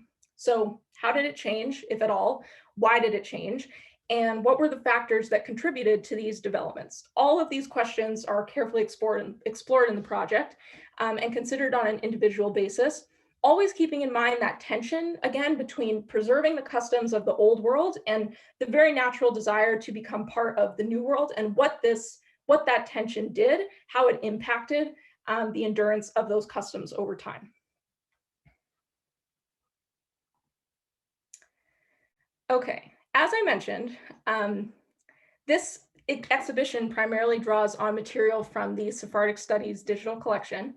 But in the course of creating this project, our team had to reckon with some of the limitations of our own library and archive. Folk practices, for instance, which were not at all uncommon during Sephardic life cycle events. For instance, we saw in the video the woman placing the little ruda, the little plant with the gold leaf on the pillow. That's a folk practice. Those customs are not often well documented in text-based sources for a variety of reasons. One reason is that in the 20th century and throughout the present day, those types of customs that were considered superstitious were very delegitimized and were thus totally unexplored areas of study, both among scholars and within Jewish communities.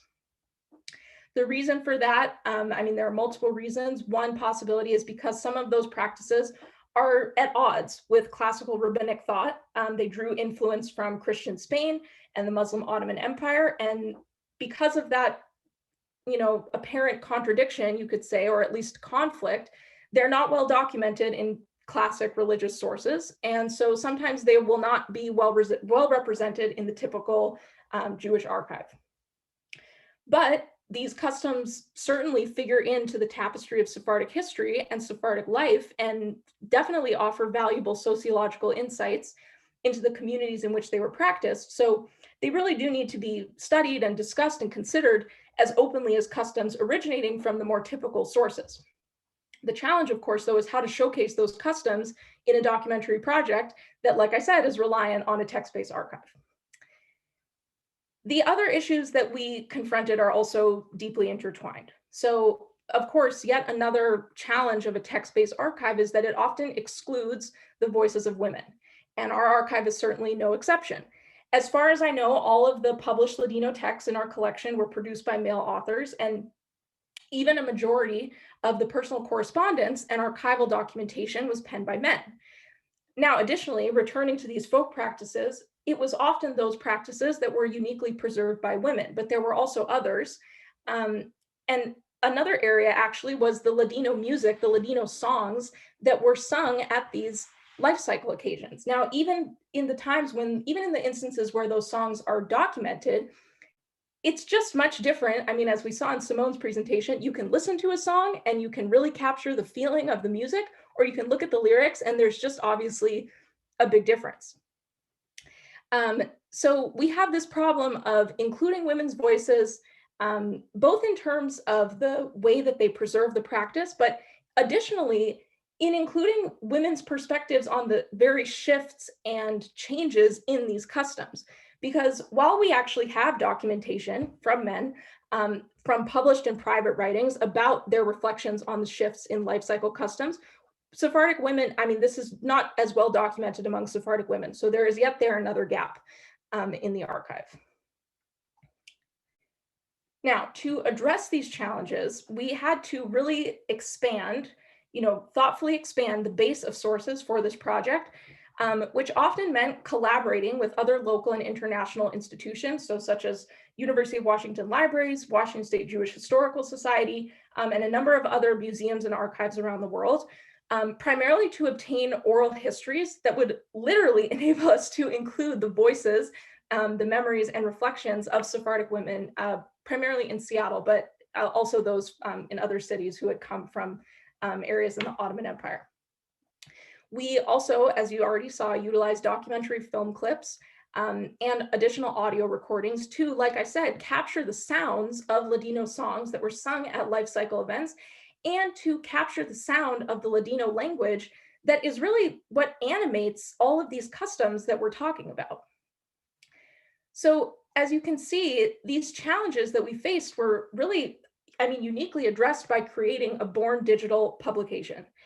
And in considering our audiences and our goals and the various challenges, I think that this project did exactly what digital history is supposed to do, because it broadened what history can be. We were able to show here not only the diverse voices that we need to incorporate in order to understand Sephardic life cycle customs, but also the variety of sources required in order to expand our understanding of Jewish history and Jewish life as it's experienced today. So I want to now end with something that dovetails nicely with what Bryan was talking about earlier, which is that I too intended to present this project when it was just newly created, and all of the use cases for it had not yet been fully realized. Since then, it's been viewed over 2,600 times, and it's been used by a number of diverse audiences. One fantastic example that I love is it was actually used by an illustrator at the LA Review of Books to recreate a kamea, which is an amulet. So the original amulet is here on the left, the illustration is on the right. And this illustration accompanied an essay by Sarah Stein related to family papers that was published in the LA Review of Books. So this amulet is in the Life Cycles exhibit. It has to do with protecting a newborn baby when they're just born. And it was the inspiration for this illustration. You can see it very clearly. The exhibit has also been used by wedding officiants to verify the text of a ketubah. So like for a Sephardic wedding, to make sure that the text that they're creating aligns well with ketubot, with marriage contracts throughout history. And there are other cases as well. So I'm very happy to be able to present this exhibit now. The timing works out well, and to report on these various use cases and its success. So here is the link to the exhibit down here. You can also just Google exploring Sephardic life cycle customs, and it will definitely pop up. So I hope that it can be a resource for all of you at some point in your life, whether it is to practice your own life cycle or to learn a little bit more about the history of Sephardic life cycle customs from the Ottoman world to the Pacific Northwest. Thank you. Our first question is from Jake Daniels for Simone. And he's curious about exactly where and when Chaim Effendi recorded his music.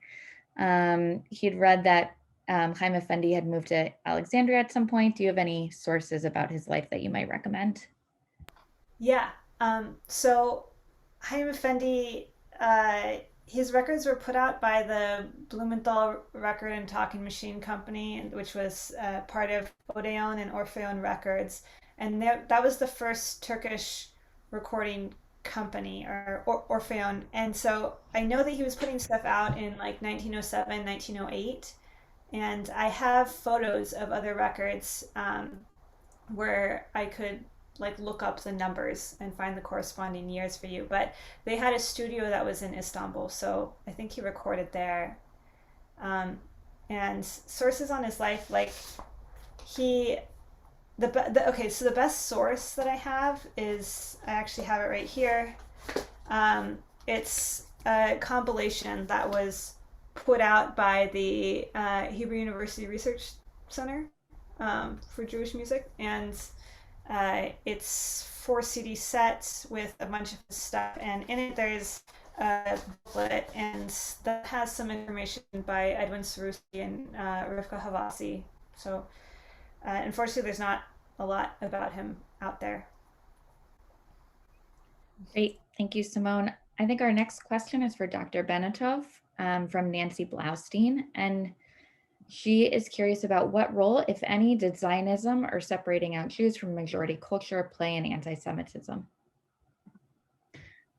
That's a very interesting question. It's in some ways striking to note that this Zionist fervor that I spoke about as the driving both ideological and organizational principle for Bulgarian Jews went hand in hand with a strong feeling of Bulgarian national pride. Bulgarian Jews saw themselves as, the majority saw themselves as strong Zionists, hoping for the fulfillment of the Zionist dream.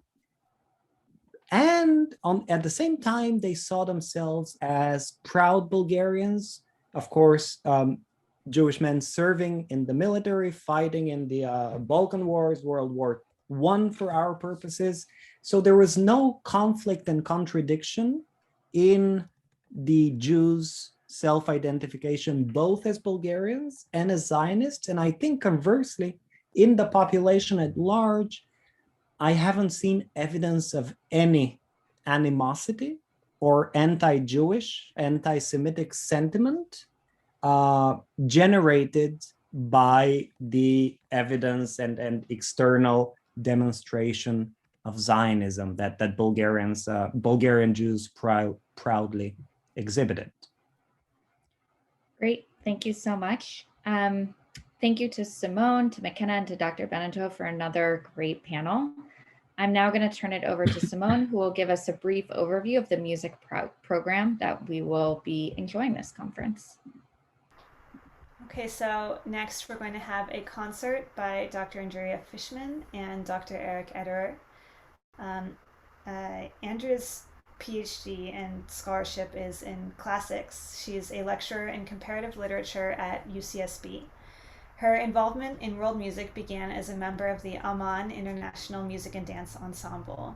Andrea continues to learn and perform Middle Eastern, Sephardic, and Balkan music and song, currently focusing on urban Sephardic song repertoire, Muashahat from Aleppo, traditional songs of Greece and Crete, Kanun, and Arabic and Turkish maqam theory and practice.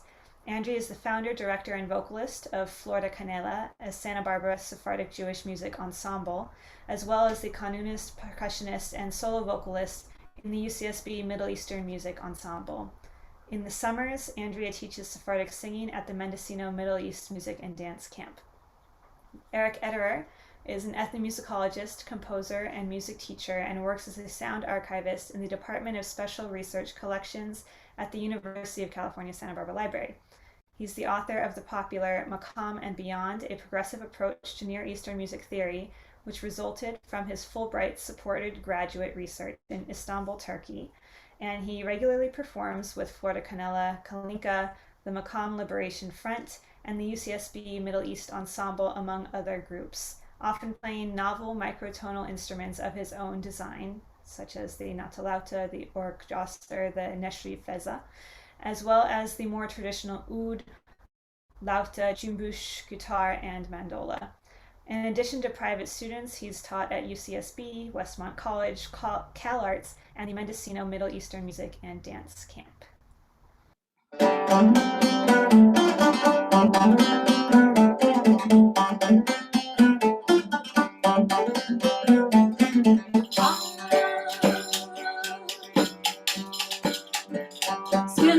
Sentía como ya te puedo mantener. Siempre sentía como ya te puedo mantener. De tu madre no lo como a Salmon, a que me quiero detener. De tu madre no lo como a Salmon, a que me quiero detener.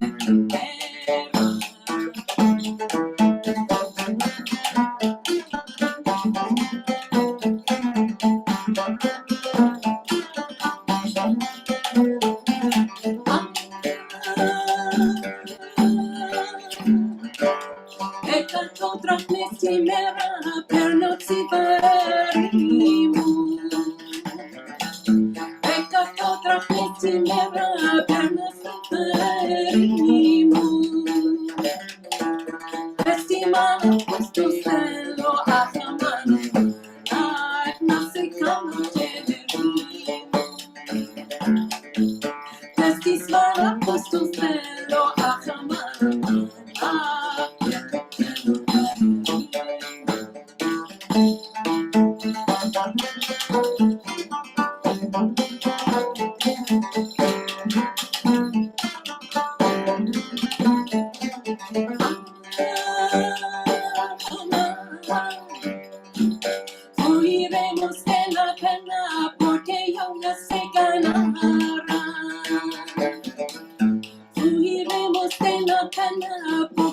novia se ganará. Vamos a la Palestina, para no nos olvidar. Vamos a la Palestina, para no nos olvidar.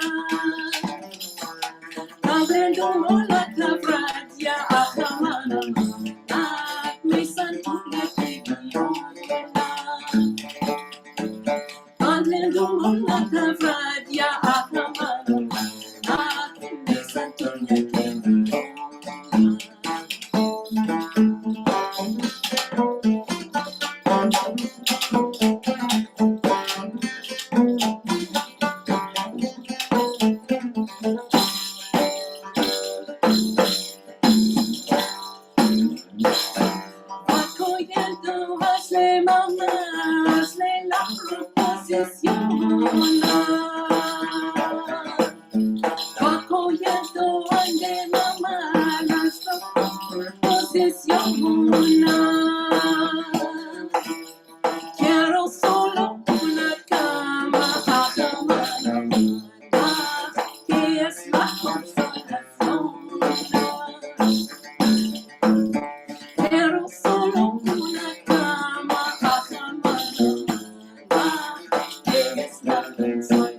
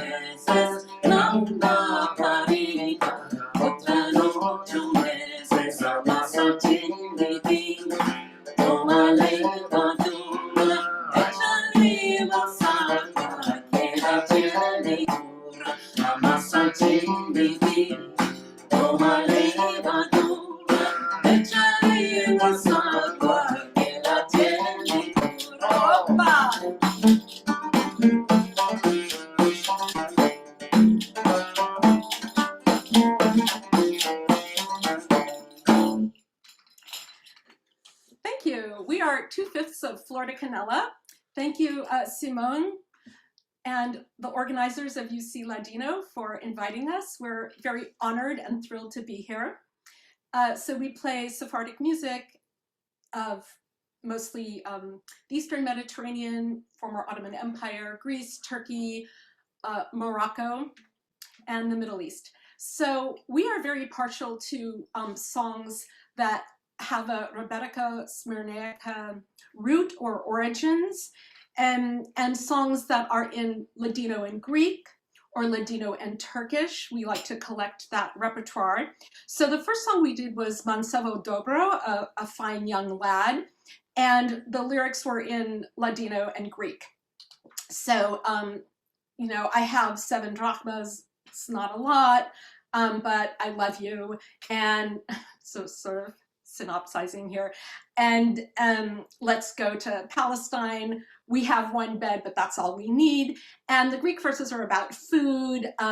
We're going to eat fish and skordalia. It's a Greek sort of garlicky sauce. And we're going to dance all night with a violin and a santuri. The next song we did, it was a mashup of a Greek song, Tapedia, and a Sephardic song that was taught to us by Miriam Eli, who's a Cuban, a Sephardic Jew from Cuba, and a beautiful dancer and singer. So she taught us that. And I will let Eric explain briefly those 2 songs because I'm a little bit shy. Oh, is that what it is? Yeah. Tapediati Sitonyasu is the kids in my neighborhood. This is the Greek song, and it means it's a drunk who's complaining about how the younger people in this neighborhood are always making fun of him and how eventually he's going to get it back from them and whatnot.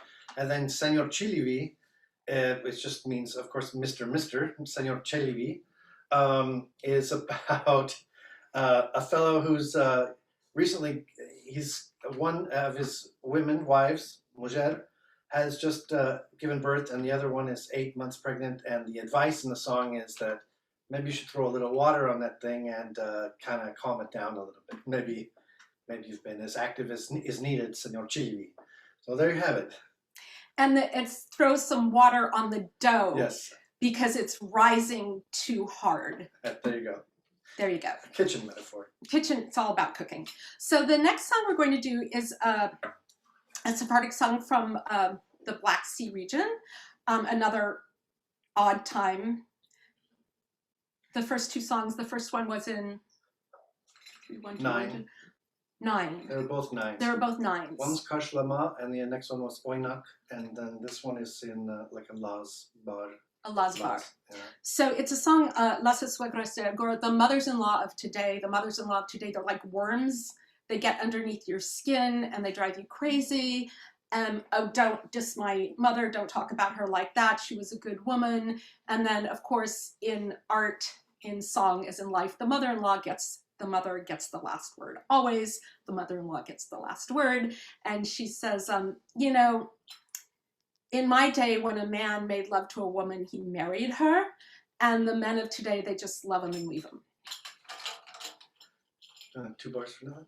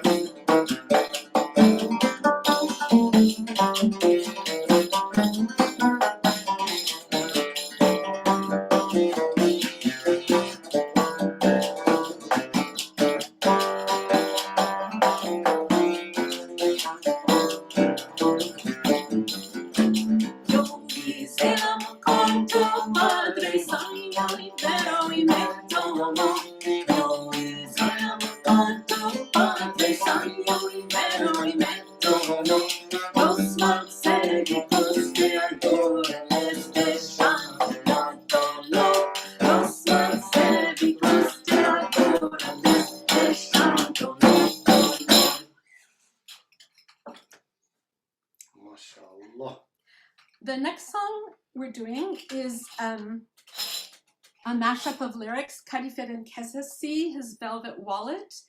It's a well-known Turkish song and Sephardic song. The lyrics are in Turkish, Greek, Ladino, and the last verse is in Turkish. So again, this is a song, an urban piece, like post-Ottoman piece, that we are everyone in my ensemble, there are 5 of us, we're very partial to these kinds of Sephardic songs, with Ladino lyrics in Greek, also lyrics in Turkish. So we like this repertoire. And the first verse, he has a velvet wallet, and it's kind of a song about love and heartbreak. And the second verse is in Greek, also about love and heartbreak. And the third verse in Ladino, he says, "What did your mother eat when she was pregnant with you? She gave birth to you dark and sweet. You're killing me. You're just killing me." And the refrain is Amanyolo Beolu Nayola. Let's go to Beyoğlu, which used to be the super hip neighborhood in Istanbul. Eric lived there for... It's still pretty hip. It's still pretty hip. They took away some stuff, but Eric lived there for a while when he was doing his doctoral research. Oh, come on, let's go to Istanbul, let's go. And when we performed this about a year and a half ago at Mendocino Middle Eastern Music and Dance Camp, where we both teach, next camp is in 2022 because of the pandemic, all of the Turkish people and the teachers, they were clapping and snapping. They said, you can't have a Turkish wedding without this song. This makes a Turkish wedding, and we didn't know that, so here we go. Kadifet Kesesi, his velvet wallet. You start.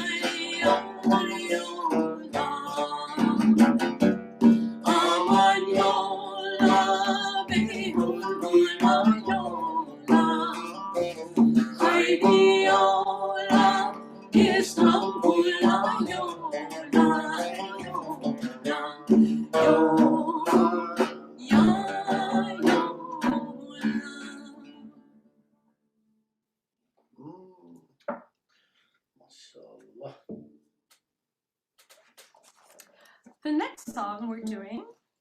Another slow, just slowing down a little bit after those exciting mothers-in-law. This is a well-known song from Rhodes, or associated with Rhodes, Una matica de ruda, a branch of rue, and we really enjoyed the discussion about rue, the gold leaf over rue. It's a very interesting herb used in ritual and medicinal purposes. So this is a branch of rue, a blossoming branch. My daughter, tell me who gave it to you. So the mother sees her daughter bringing a branch of rue, and he says, oh, a young lad gave it to me. He's in love with me. And the mother immediately jumps to the conclusion that they're getting married. And she says, my daughter, don't throw yourself into ruin. It's better to have an unhappy marriage with an older man than to have the love of a young lad. And here in this song, interestingly, the daughter gets the last word, and she says, oh, but mother, the love of a young lad is like an apple and a sweet lemon. So Eric will do a takassim for us.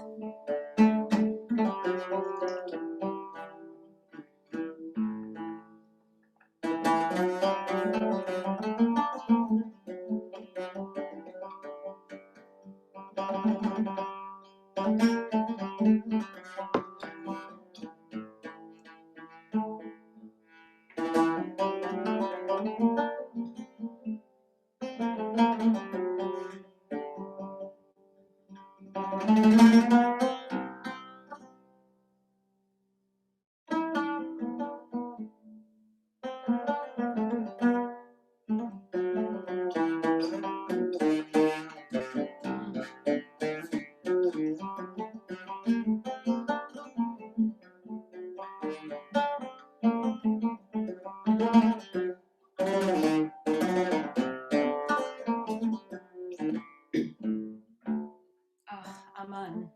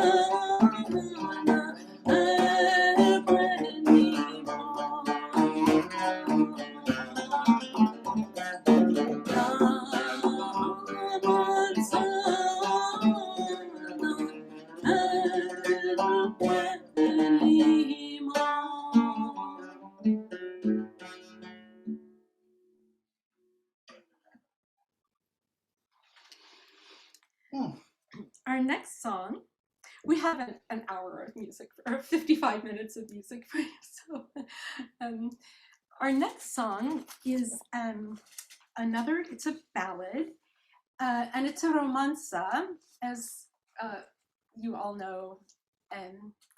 There are all kinds of Sephardic songs, religious songs, which we don't do. We prefer the profane and the secular to the religious in terms of performance. That's just us. Of course, there are songs about love. We really love songs, whether they're happy or playful or sad. My ensemble, Flor de Canela, loves love songs of all types. And of course, there are songs for life cycles, for births, and the mikvah, and marriage, and brisses, lullabies, all types of songs. So this is a romanza, which it has its roots in medieval Spain. The text is from medieval Spain. I'm on Sevo, O young man. And you can tell just from the context, the woman is singing to a young man, "You're so gentle, you're going to France. Give greetings to my love." And he says, what sign should I give him that I may recognize him? And she says, "He is tall as a pine and straight as a beam of light. He rides a white horse like the one the king rides, and in his right hand he carries a lance." And so there are different parallels to this there are different parallels in medieval poetry and troubadour poetry and song. And we were very thrilled with Simone's talk, as we are with all of the talks during this wonderful conference that we're so happy and grateful to be part of, that I wasn't aware that Al-Ghazi had recorded I'm on Sevo. We were like, oh my gosh, it's kind of it's a rare song. And so that was a real treat for us. So thank you, Simone. It's lovely.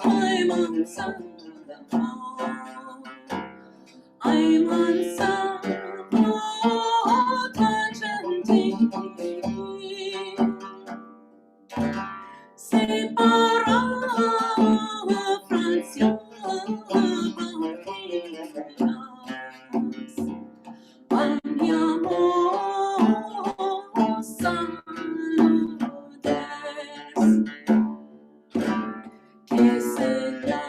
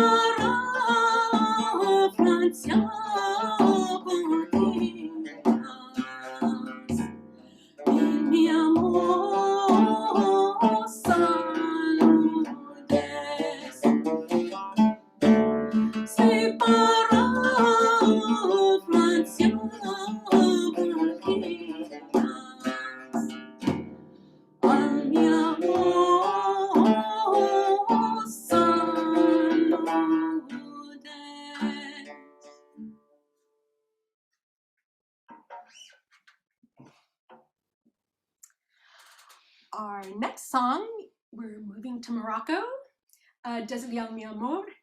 It's a wedding song, and the bride says, she's singing to a donkey. Donkey, go to my groom's neighborhood, my betrothed's neighborhood, and bring him back here as quickly as possible. And if he tarries, if he takes too long, I'm going to go to his neighborhood and throw water on him. Now, it's a humorous song, humorous kind of love wedding song. And it's in the 6/8 Moroccan rhythm. And in this song, the donkey gets the last word because iha is the word for daughter, but you'll see, you'll get it.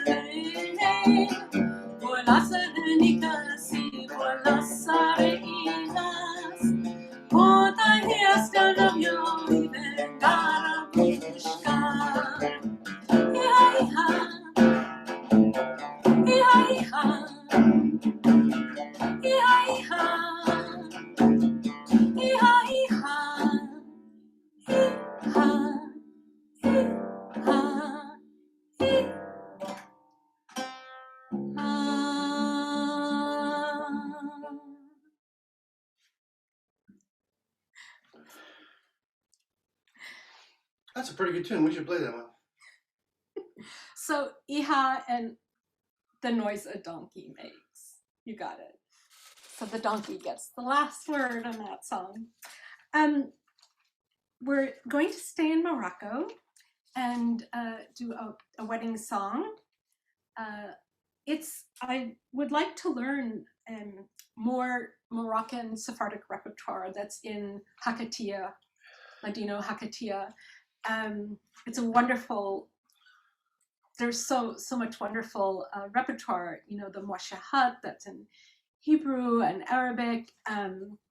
That's a whole wonderful area that Vanessa Paloma is an expert in, and I would love to meet her someday and learn from her. Also Judith Cohen, and who are they're so amazing. I'm not an ethnomusicologist, Eric is. Eric's a real ethnomusicologist. I'm just a classicist who sings and plays music. This is the repertoire of Moroccan wedding songs are amazing. And this is Are Lumbre, which means shine or let her shine. It's a song in praise of the bride. And it's in a very cool Moroccan rhythm, which our percussionist Sonia Fernandez plays, and I cannot play this rhythm and sing at the same time. It's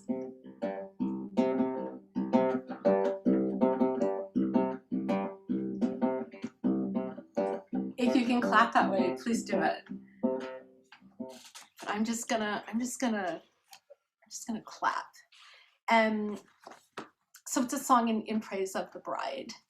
And we have a few more songs, but I would like to leave room, we'd like to leave room at the end for questions, and also if people are interested in Makam, or, you know, Eric did his ethnomusicological research in Turkey, mostly Istanbul. He also wrote a master's thesis on the Cumbush. He's a multi-instrumentalist, so perhaps he can talk a little bit about Makam, and I'm sure if you have questions, that'd be great. We have a few more songs for you, so Are Lumbre.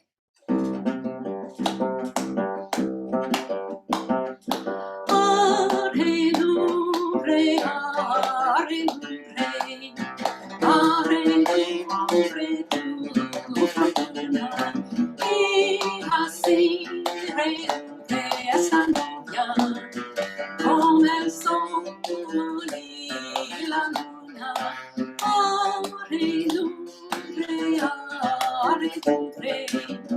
are lumbre, tu fortuna, are lumbre,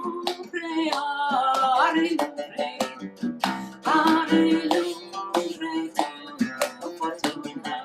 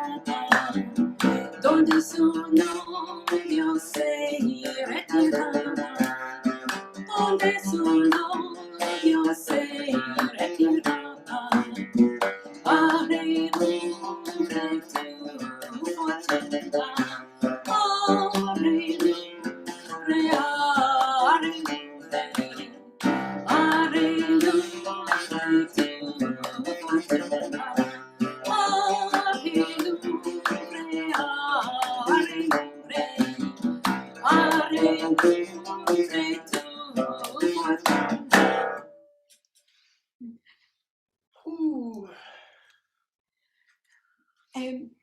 So our last two songs are have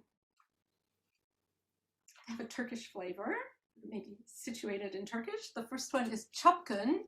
Çapkın, the recordings of this, our Turkish friends know this song. Of course, we're singing Ladino. It's also sung in Armenian. Greek people know it. There are versions in Greek. Çapkın is a player, a heartbreaker. So it's like, oh, Çapkın, I love you. I can't sleep. Lower yourself and talk to me. Oh, Çapkın, te quiero. I love you. I'm dying for you. So it's a song about desperate love.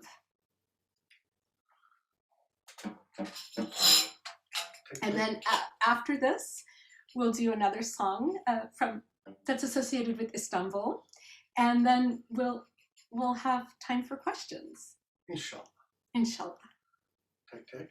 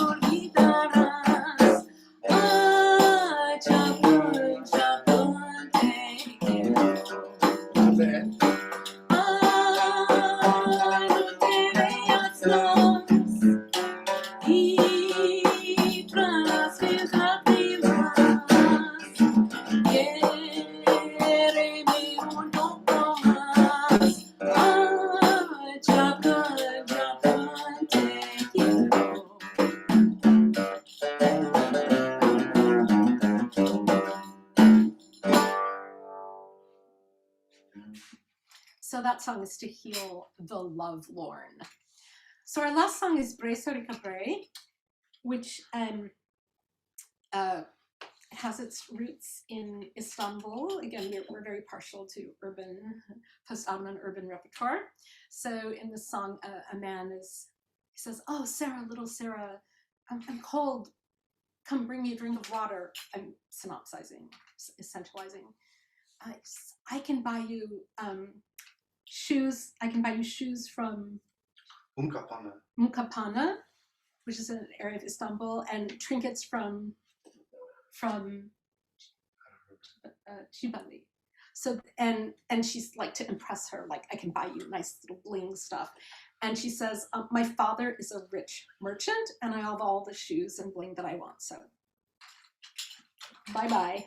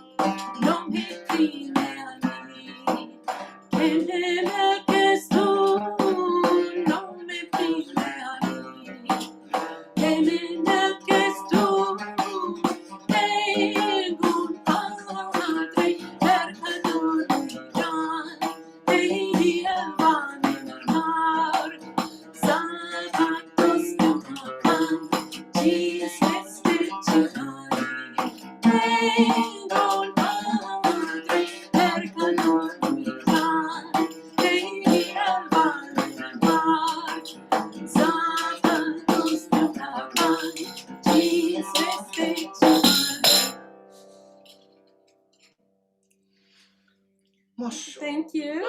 Dr. Eric Ederer, UCLA. I'm Andrea Fishman. Do you want to switch so we can take questions? So No, we can no, be I can up hear you. That's fine. Ask questions. We have time for a couple questions. I don't have any. So Eric is he's a bona fide ethnomusicologist. I'm still please paying ask for it. him, Are you please kidding? ask him a question. This is real. Actually, one thing I wanted to say that was interesting, I thought, was that this repertoire is mostly curated by women. And it mostly reflects the interest of the women folk who were curating it. And so men were more likely, like you said, in the Mafdirim choir earlier, they were going to be doing either religious music or participating in mostly in a classical music genres, Tamburi Isak Effendi or Udi Ibrahim Effendi or Isak Al-Ghazi. Well, he was also a cantor, of course. So it's interesting that the repertoire that we're playing here is, I guess you would say, curated by women, and I thought that was interesting. Next question.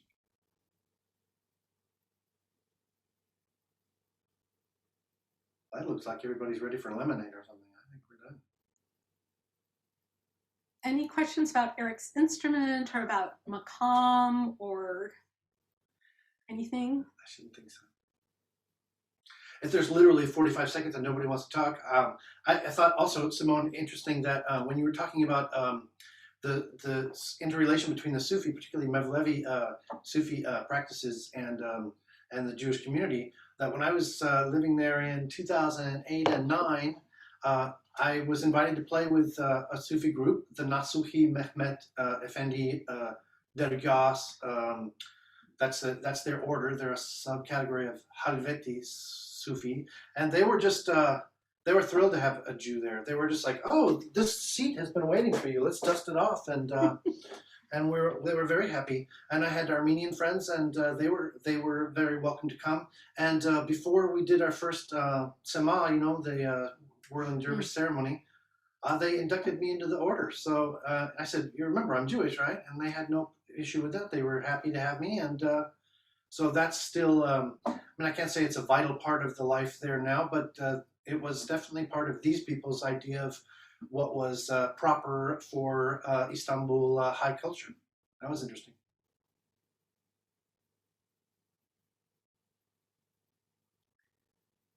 I see there's a question. Is there? There's a number 1 in the Q&A. Oh, Simone, can you?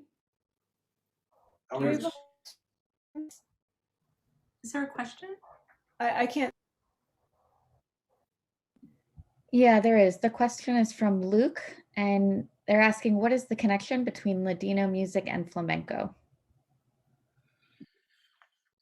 I don't. Ask an ethnomusicologist. No, I don't know. I don't know. I think the only scholarly work on it that I've seen was, I didn't think, reliable. I'm not sure I want to speak on it. I think that flamenco probably per se was developed after the expulsion, after 1490s, and then 1497 in Portugal developed. Of course, flamenco is in Portuguese, but yeah, I think it's probably I think that they are split off before they sort of become the things that they are. More? Great. And there's another question. What is your instrument and how far back in Jewish culture does it go? Well, this one is called the lavta. They usually have 4 courses of strings. This one has 5, actually. You can see that it has tied-on frets. It's L-A-V-T-A, which is just a corruption of the same word as al-ud, which is the same word as the lute. This one actually was, it went all the way around the Mediterranean. So this one is sort of invented, quote unquote, or redesigned in Istanbul in the mid 1600s, 1650s, 60s.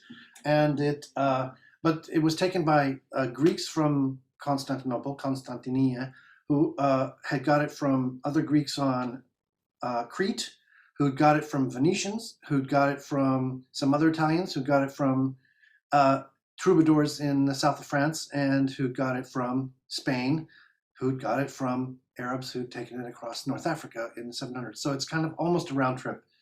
If they start playing this back in Baghdad, then it'll be a round trip.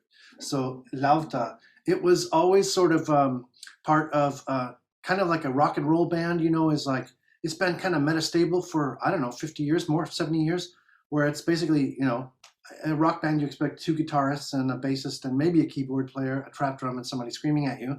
Here, the band, the dance band was 2 of these and a kemenche, a little on your lap fiddle that plays this way. And so a lot of entertainment music, particularly by non-Muslim minorities, was played on this, although it's more associated with Greeks than with Jews. But they're I would say, that's hard to say, between 1650s and 1850s, probably. Yeah. Great. Well, thank you so much, Andrea and Eric, for performing for us. Thank you. It's great fun, great fun. Thank you for a wonderful conference. We look forward to nice. tomorrow. Yeah, good stuff. And this concludes our program today. Thank you to all musicians and speakers. Please join us tomorrow at 10 a.m. address. We'll begin with the keynote by Dr. Raya entitled "The Emergence of the Ladino-Speaking Community: Print Culture and Politics of Ottomans in 16th Century Salonika and Istanbul." See you then. Thank you. Thanks. Bye. Bye.